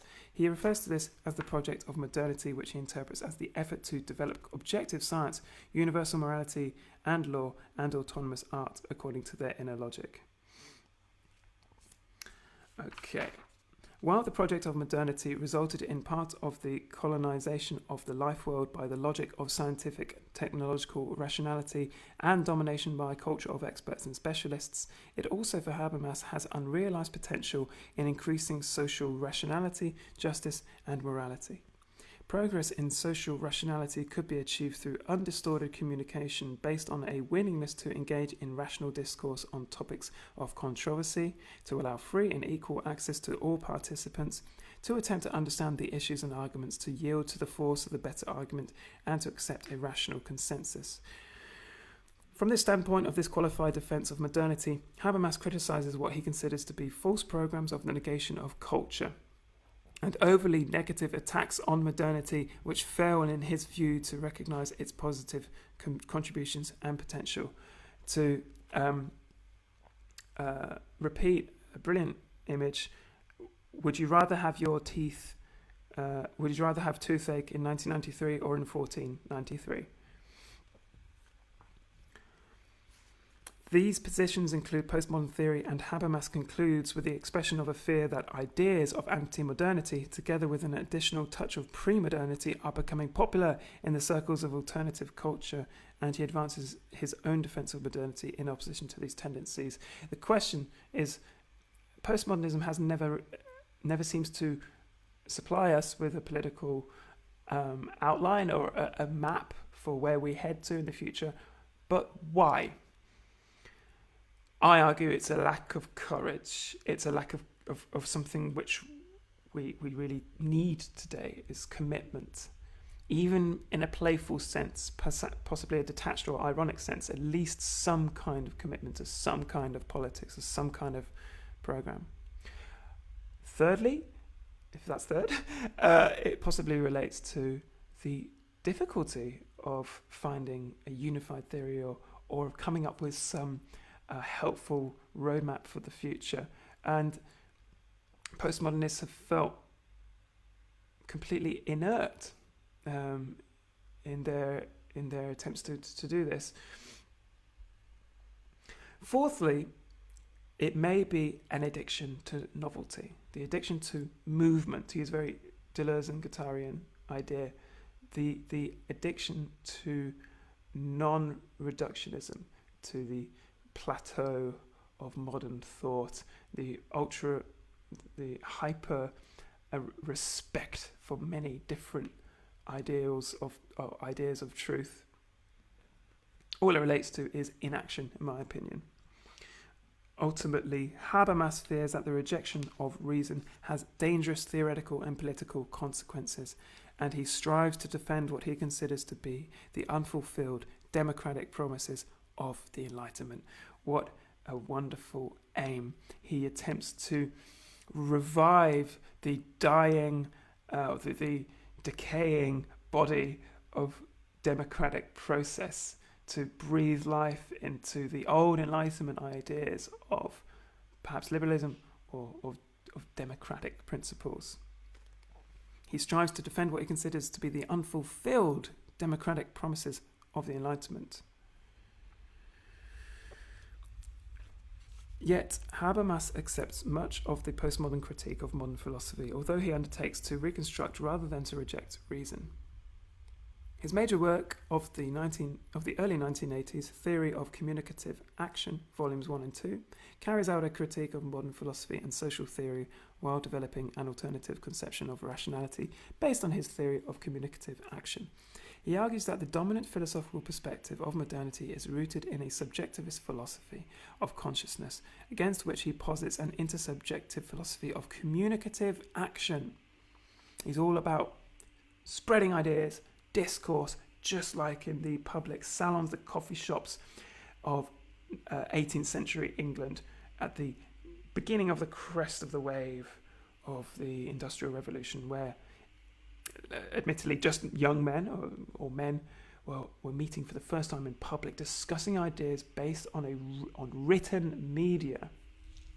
I forget the names of these journals, magazines, pamphlets, but there were many that were presented in the coffee houses of 18th century England, in London particularly.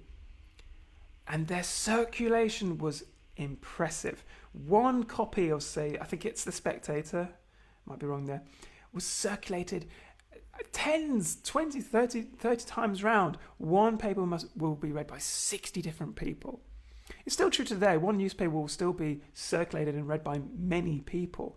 But the idea of bringing word into flesh, the printed media becomes action by the very act of utterance.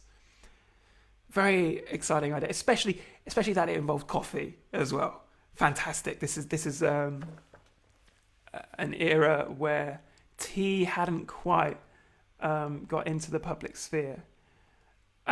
Tea was yet to make its or to branch into England like Japanese knotweed, and never to be rooted out. And it was coffee and hot chocolate that happened to be the beverages people were consuming while they were discussing ideas of the Enlightenment and the state of your factory in these bustling, stinking towns like London, full of shit on the streets, bear baiting, cockfighting, a messy time right in between medieval, brutal, but also mystical England and forward-thinking, modern, rationalist Enlightenment England.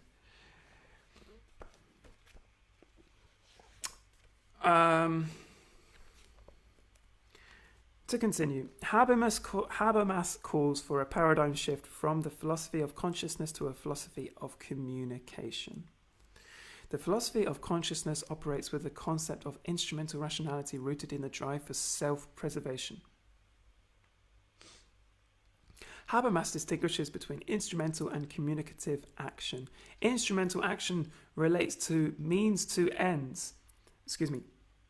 Instrumental action relates means to ends, techniques to goals, without reflection on the rationality or justness of the goals themselves. It is rooted in a subjectivistic project of the domination of nature and lacks an intersubjective dimension. How brilliant is that? All obsessions with the subject, with ontology, with what is truth, discards the primacy, the importance of relating to the other, of getting into the head of the other, of that Martin Buber's anarchist Jewish metaphysical thinking of being embedded within another person's consciousness. Postmodernism did deal with the other and deal with it very well, but it's still rooted in this primacy of individual subjective truth, whereas Habermas releases or relinquishes a little bit this project and is concerned instead of movement of ideas, of communication, of, as he calls it, communicative action. What do I know? I'm just basing this on this book, but I'm excited to continue reading Habermas after this, as I'm sure you are too. So, Habermas is rooted in a Habermas criticizes this subjectivist project of domination of nature and lacks an intersubjective dimension. Communicative action, by contrast, is action oriented towards understanding and agreement. Habermas's philosophy of communicative action, in contrast to the philosophy of subjectivity, is rooted in intersubjective communication and is grounded in social solidarity and the utopian potentials of language to engage in mutual understanding, to forge uncoerced consensus, and so on. Habermas believes that the paradigm shift which he seeks began in the transition from the philosophy of consciousness to a philosophy of language, begun by, and I don't know how to pronounce his name, Frege, F-R-E-G-E, Frege, or Frege, and Wittgenstein. So we're talking about the philosophy of language now. Kind of instrumental ideas of discourse instead of obsession with the self. The idea that many postmodern theorists are just self-centered, have mistaken themselves for truth, ironically in their ideas of truth not existing. It's sort of looking at, as my uncle said, looking through the wrong end of the telescope. But the philosophy of language is also too subjectivistic, Habermas claims, basing its philosophical model on the same ego-object model rather than an ego-outer model of communication. So ego-outer is with A-L-T-E-R, which could be thought of as the self and the other, instead of the self and the object. Some efforts towards this latter paradigm are also found in the social philosophy of Mead and Durkheim, but their work too is limited in that they failed to develop a theory of communicative action which specifies the conditions under which mutual understanding and consensus are reached. Developing a theory of communicative action, Habermas claims, will help provide a reconstruction of the concept of reason in which rationality is transformed into communicative rationality. Rather than rationality being the feat of the self-enclosed subject attempting to dominate nature, it becomes the result of undistorted communication, the model of which Habermas takes pains to explicate. Like postmodern theory, Habermas undertakes a vigorous critique of modern reason and philosophy, but adopts a reconstructive rather than purely deconstructive approach. So this could be thought of as the process from analysis to synthesis. Analysis comes from the word analyein, from Greek analyein, from unweaving, basically. It's likened, the etymology is likened to releasing a ship from the moorings, but also from letting go and letting things unravel. And that's really helpful, quite literally, in psychoanalytic analysis of having trauma as a kind of knot that needs to be unraveled. And then synthesis is to bring things together, synthesize. So you have deconstruction and reconstruction. Habermas, I think, makes a brave step of trying to go forward while going back at the same time. By looking behind, looking at our history, that's the only way that you can effectively move forward with full knowledge that you're not perhaps going to repeat history.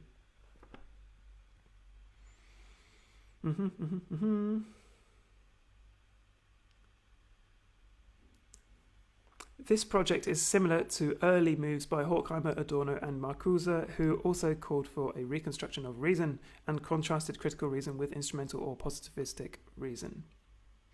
Habermas, however, claims that his critical theory predecessors also remained mired in the philosophy of consciousness, arguing that they, like the postmodernists, lacked a dimension of intersubjectivity and communication which would enable one to develop a more social and less ecological theory of subjectivity.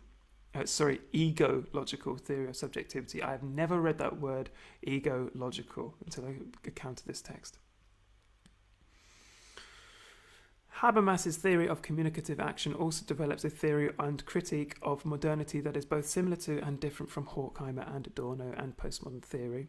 Habermas's major focus is on Max Weber's theory of modernity as the extension of instrumental rationality into an iron cage of domination, with the subsequent fragmentation of meaning and decline of freedom through the growth of bureaucratic rationality.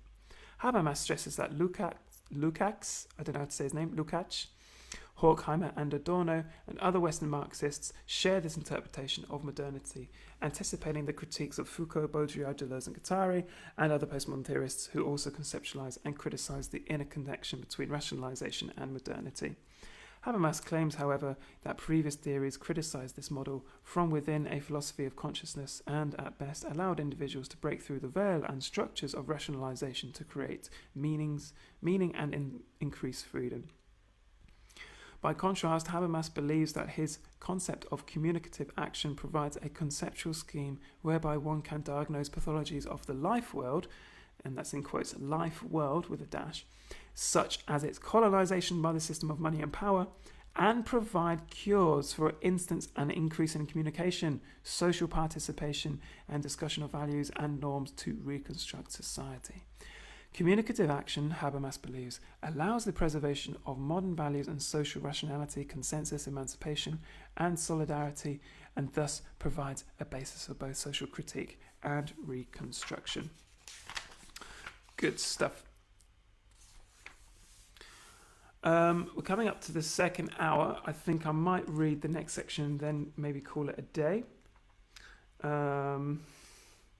We have 14 pages to go, so maybe this is getting on quite a long time.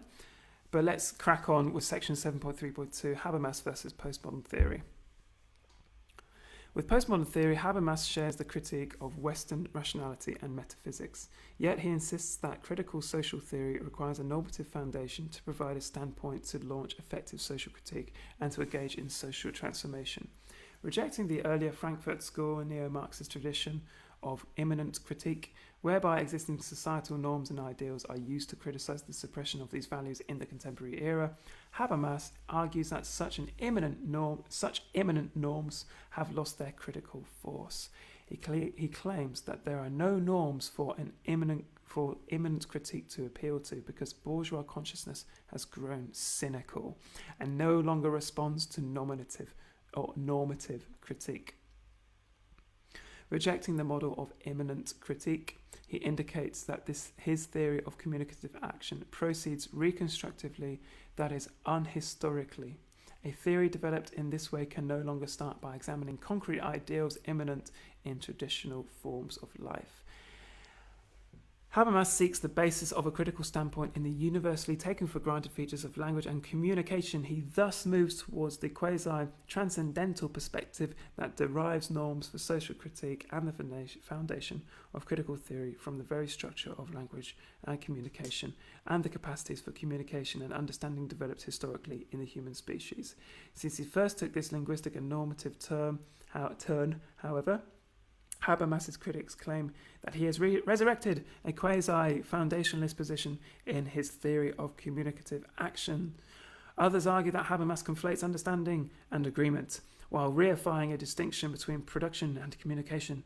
And all of his postmodern critics claim that he uncritically reproduces the heritage of Enlightenment rationalism, glossing over its repressive and terroristic heritage. So there are some that believe truth itself is, or hierarchies or claims to objective truth are themselves consequent of domination. Yeah. Habermas insists in response that he is in fact critical of Enlightenment rationality, yet wishes to undertake a reconstruction of reason that preserves its progressive features. For Habermas, the Enlightenment and rationality provide a dual heritage of both progressive and regressive features. Democracy, cultural differentiation, and critical reason are for Habermas progressive, while the extension of instrumental rationality to all spheres of life is destructive. Let me just repeat that bit again. Democracy, cultural differentiation, and critical reason are for Habermas progressive. I'm thinking here of Voltaire in, again, 18th century London at the markets, the trade squares, where he sees and celebrates the sharing of space within Protestants, not so much Catholics, but Jews, Moors or Muslims.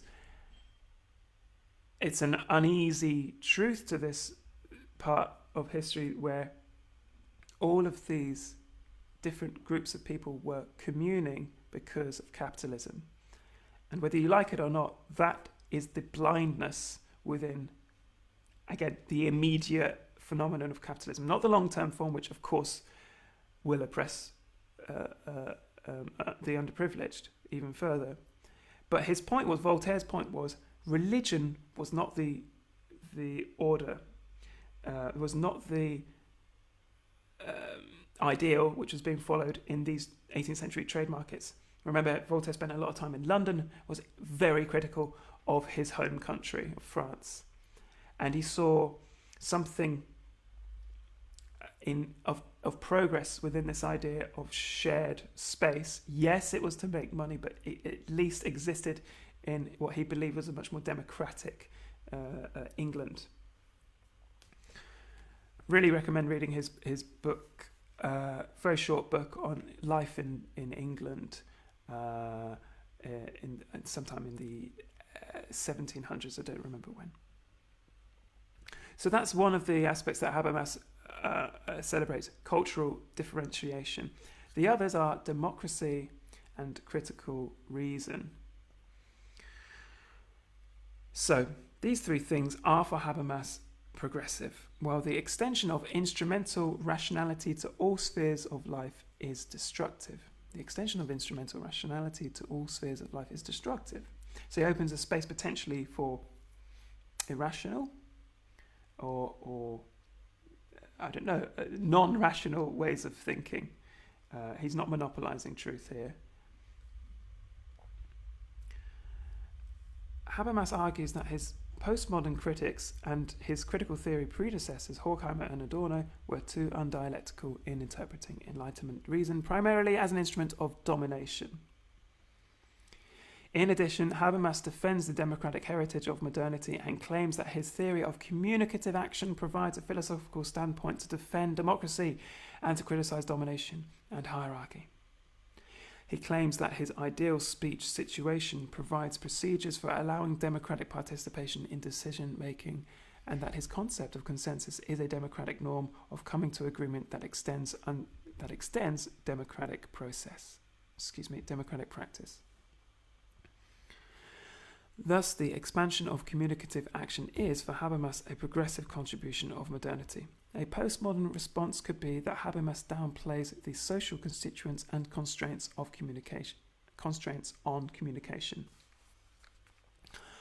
From this perspective, Habermas's idealized notion of consensus could be used to legitimate the manipulation of individuals and suppression of difference through celebrating consensus as the ideal to coming to an understanding.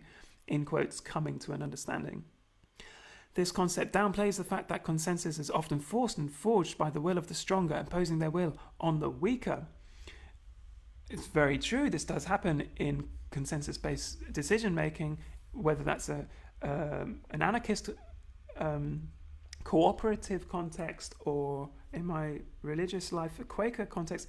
They're very much implicit ways of control, self-policing, of manipulative language use. How you avoid this is a question of good foundation blocks, good organization tools and traditions that help anticipate this, because it's inevitable that people evidence their aggressions, or to use a really trendy modern term, microaggressions. It's quite a good term though, that people unknowingly show their aggression through very manipulative means, either the use of very polished, plain Quaker language, or whether it's simply through pretending to have read more books than other people, or just being more of a veteran activist in cooperative and anarchist social groups. In any case, anger or aggression is a completely ordinary, predictable trace of human behavior. It's part of it, and in order to engage in consensus decision making, in making decisions with other people, we have to be really careful about how these aggressions manifest, and to also not be frightened of them, to actually experience them, and to transcend the British polite ideal of maintaining face, of not displaying anger. Displaying anger is fine, having aggression is fine, but having it expressed in a way that is unknown to the possessor of the aggression, that's where the danger is. Okay.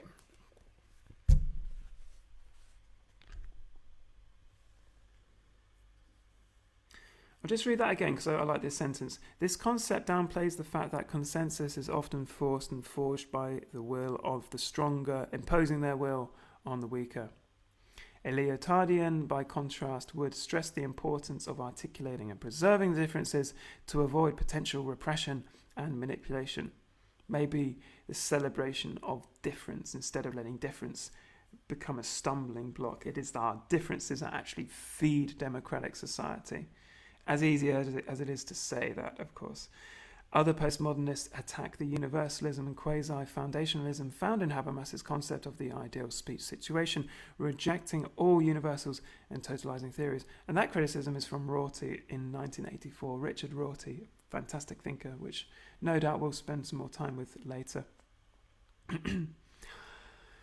Our position, in contrast to both Habermas and his postmodern critics, is that in some situations it is best to engage in dissensus, of course, the opposite of consensus, to challenge hegemonic views and to preserve differences, while in other contexts it is necessary to reach consensus to promote certain political or ethical goals. While Habermas would probably agree with this pragmatic contextualist position, in fact, the overwhelming emphasis of his theory is on attaining understanding, coming to agreement, and reaching consensus, and he rarely, if ever, points to the value of dissensus and preserving differences. He may be committing the sin of elevating, deifying, to a great extent, harmony, whereas a polemicist like Christopher Hitchens would say, I come not to bring peace but the sword, so to speak. It's great to outline Hitchens' ideas through the figure of Jesus. But, of course, how do you get consensus, or how do you get peace? Sometimes it comes with friction, with an exchange, a difficult exchange of ideas. And I know, speaking as a Brit, we value above all social harmony in many ways, or at least we have until recently. The idea that we put our guns back in our pockets, we stay respectful. In fact, it's just an excuse for laziness, for not engaging in actual proper discussion. That it's through friction, in many ways, we do reach peace. A pacifist goal, to be an aspiring pacifist, is to find all seeds of violence, and that could mean in being passive itself to the violence that's going on. So it's difficult for a pacifist to think of not being passive, but very active in peace times, so-called peace times, to avoid any situation of war in whatever form it may take, or conflict, I should say.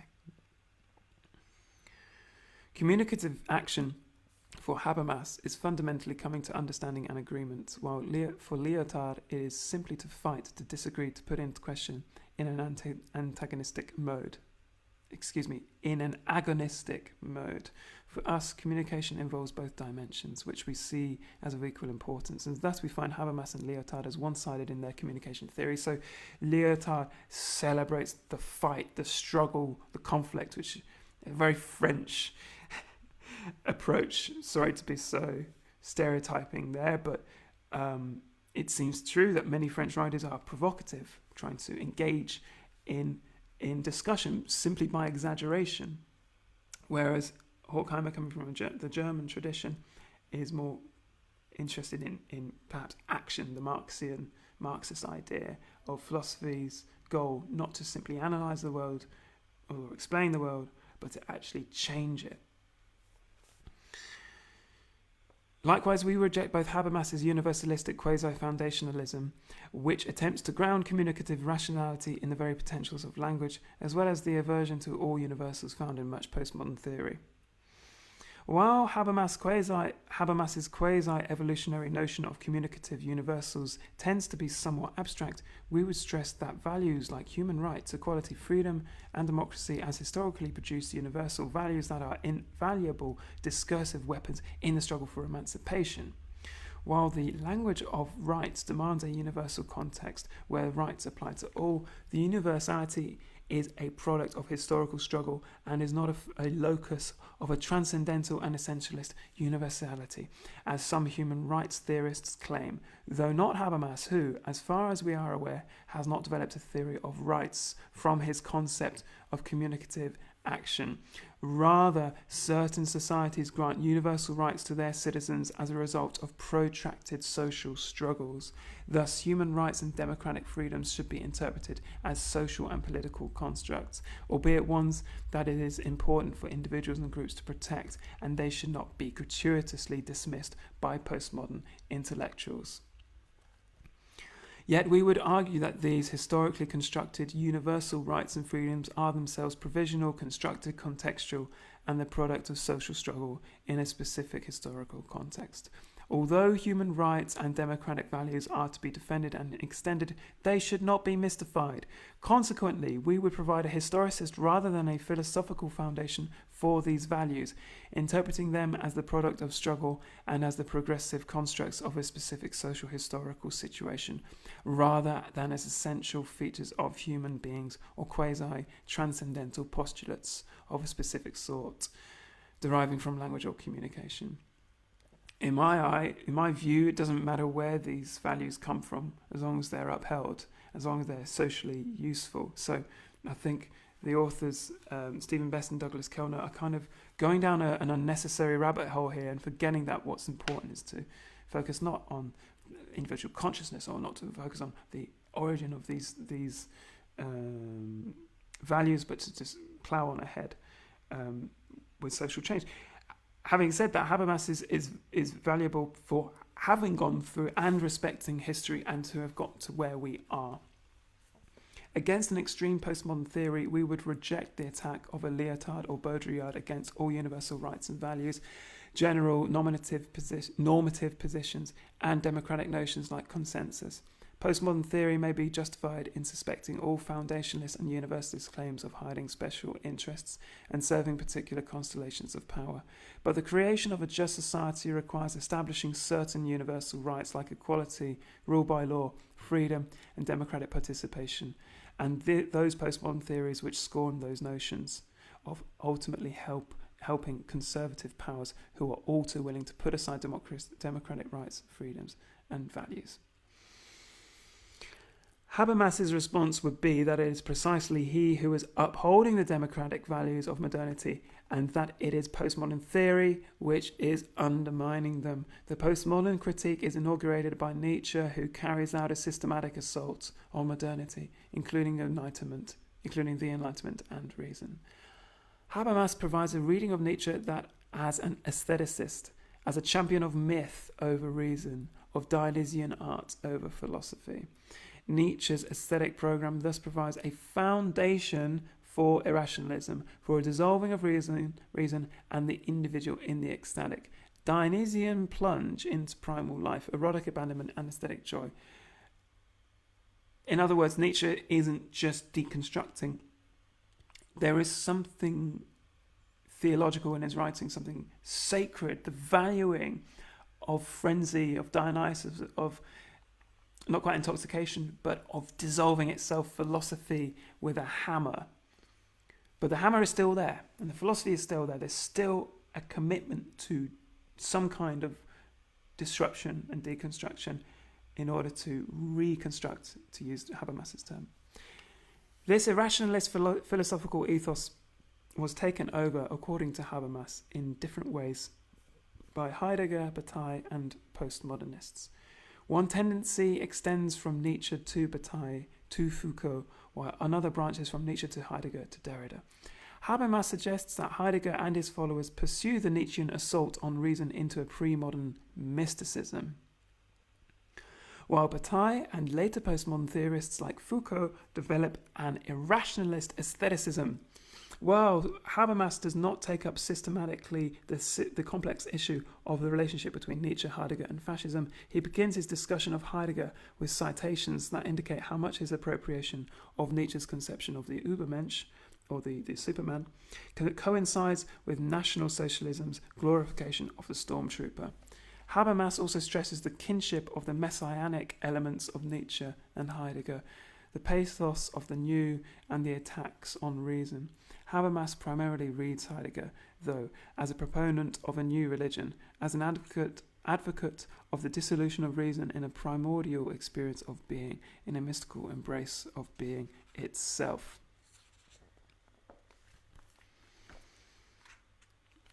So I'm going to carry you off the last 2 pages, and then we'll call it a day. We'll have to pick up Habermas another time. Habermas then claims that similar, though highly unconventional, religiosity is found in Bataille, Georges Bataille, our Bataille, who helped introduce Nietzsche into French thought, while similar critiques of reason are found in Foucault, Derrida, and French postmodern theory. Habermas thus finds a counter-Enlightenment thread running through Nietzsche, Heidegger, Bataille, and French postmodern theory. He warns of the theoretical and political dangers of this affiliation, stressing the kinship between irrationalism and fascism that was earlier the topic of Lukács's destruction of reason. But while Lukács defended Marxism and socialism as a necessary antidote to destructive irrationalism, Habermas advocates his theory of communicative action and turns into an intersubjective paradigm for social theory. Or turns to an intersubjective paradigm for social theory. In sum, Habermas criticizes postmodern theory for deserting reason and modernity. Postmodernism came from somewhere, right? It came from modernity, and it would be an insult to your parents, right? To completely discard everything they gave to you. You become post after having indulged in the modernity and the modernism. You can't completely shed the skin of your ancestors. This to me is the fundamental ingratitude of postmodernists, is discarding of history and of cultural memory. In sum, Habermas criticizes postmodern theory for deserting reason and modernity. Derrida's critique of metaphysics and philosophy of language, he claims, flirts with Jewish mysticism and irrationalism. Further, Habermas criticizes Derrida for collapsing philosophy into literature, in which philosophy loses its autonomy and is dissolved in rhetoric and literature. Habermas appreciates Foucault's critiques of subjectivity and the institutions of modernity, but believes that Foucault has no standpoint from which to criticize modern institutions, and thus has no basis for an ethics and politics. I'm not so clued up on the historiography of Foucault, but I'm led to believe his historical analysis, the evidence in which he uses, absolutely stinks. His history has, of course, he wasn't trying to be a traditional historian, but Foucault's historical rigor is said to be appallingly bad. Going off on a tangent, but his understanding of madness is somehow being better treated in the pre-Enlightenment societies just does not stand up to historical reality. I'm very excited to read a text on witches and the emerging medical and pharmaceutical industries. And there were many places for the mad in pre-modern society, but Foucault was addicted to attacking reason and sacrificing reason itself to make a provocative claim which doesn't stand up, doesn't hold any water. We'll come back to this. I think we can read Foucault another time. It would be really interesting to do history of sexuality, perhaps. Foucault has no standpoint from which to criticize modern institutions and thus has no basis for an ethics and politics. If he's sacrificed reason, then he has no moral basis on which to suggest anything. As we have seen in Chapter 2, Foucault refuses to specify or justify the normative values that implicitly inform his critique of modern practices of domination. Habermas seizes on this as a problem which vitiates Foucault's political criticism. Though both Foucault and Habermas link knowledge to power and criticize coercive forms of rationality, Habermas also attempts to foreground the normative dimensions of social and political critique within a theory of communicative action. While Foucault, in many contexts, links reason with power and domination per se, Habermas distinguishes between different types of reason, differentiating among instrumental, strategic, and communicative reason. Habermas also accuses Foucault of rejecting modernity and enlightenment, at least in his earlier work, though Habermas sees that Foucault eventually came around to a qualified defense of enlightenment values in a late essay on Kant. I didn't know that. Indeed, Foucault stated that if I had been familiar with the Frankfurt School, I would not have said a number of stupid things that I did say, and I would have avoided many of the detours which I made while trying to pursue my own humble path, when, meanwhile, avenues had been opened up by the Frankfurt School. It is a strange case of non-penetration between two very similar types of thinking, which is explained perhaps by that very similarity. Nothing hides the fact of a problem in common better than two similar ways of approaching it. That's a quote from Foucault. Yet Foucault never says precisely what he might have learned from critical theory, nor what things they had in common. But certainly the critique of rationality as an instrument of domination would be one key similarity.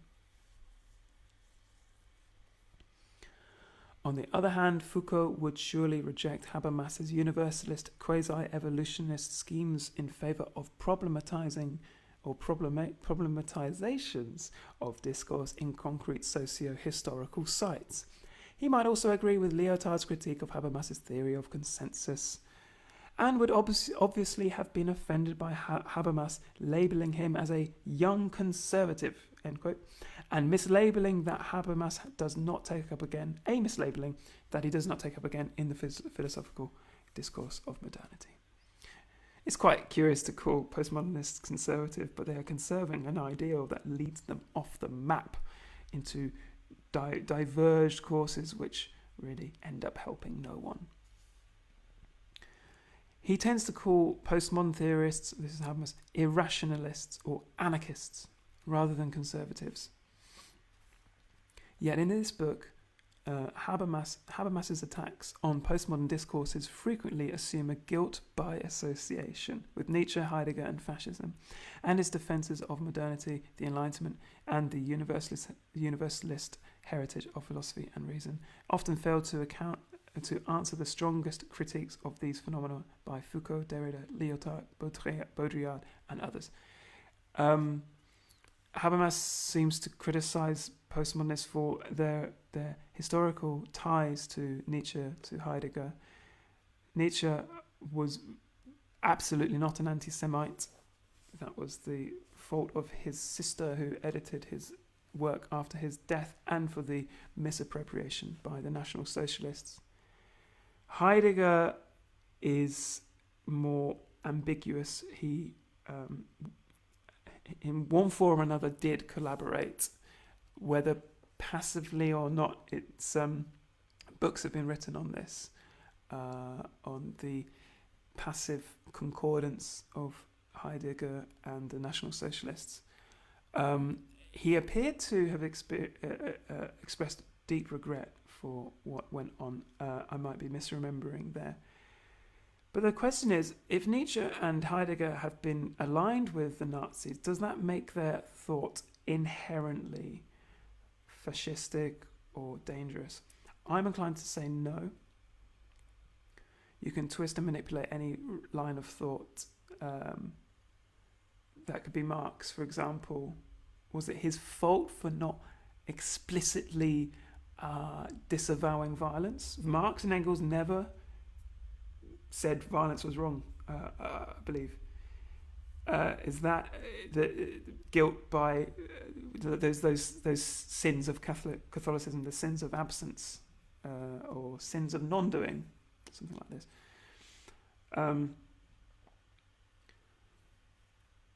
So postmodernists have this guilt by association with these dangerous thinkers? I suspect not, but it's an interesting line of thought.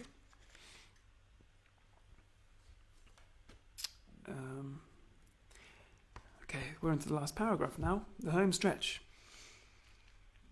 On the other hand, Habermas correctly delineates irrationalist and reactionary features of some postmodern theory and its predecessors, overlooked by some of its celebrants. His readings, however, of Nietzsche, Heidegger, Foucault, and Derrida have been sharply contested by their defenders. Yet many of the attacks on Habermas carry out the same caricature of his views that his critics claim that he perpetuates on postmodern theory. This is unfortunate, for we believe that a genuine dialogue between postmodern theory and critical theory could be productive for contemporary philosophy and social theory.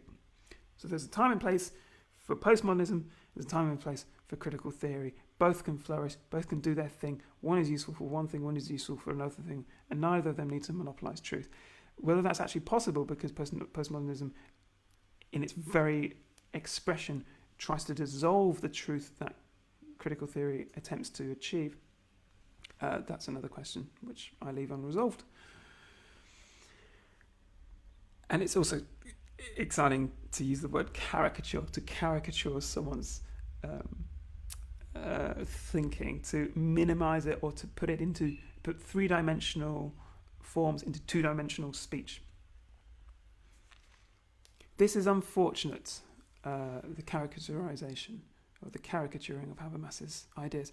This is unfortunate, for we believe that a genuine dialogue between postmodern theory and critical theory could be productive for contemporary philosophy and social theory.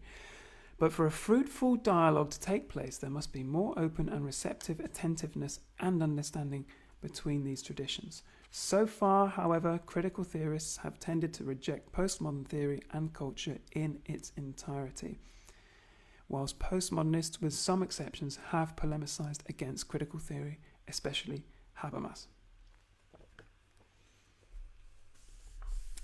So we are finished with this section of a chapter from this book.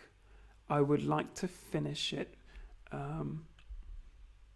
The ball charging ahead, hitting into anything, but I would really like to crack on and see how far we get with this book. It's exciting that this can relate to Georges Bataille.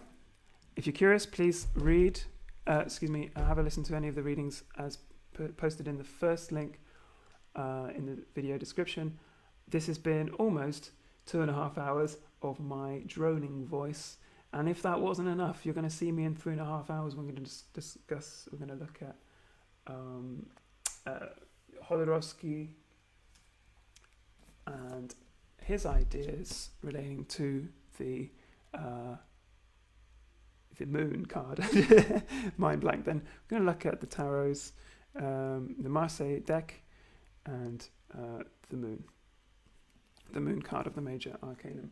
As you can tell, I need a rest.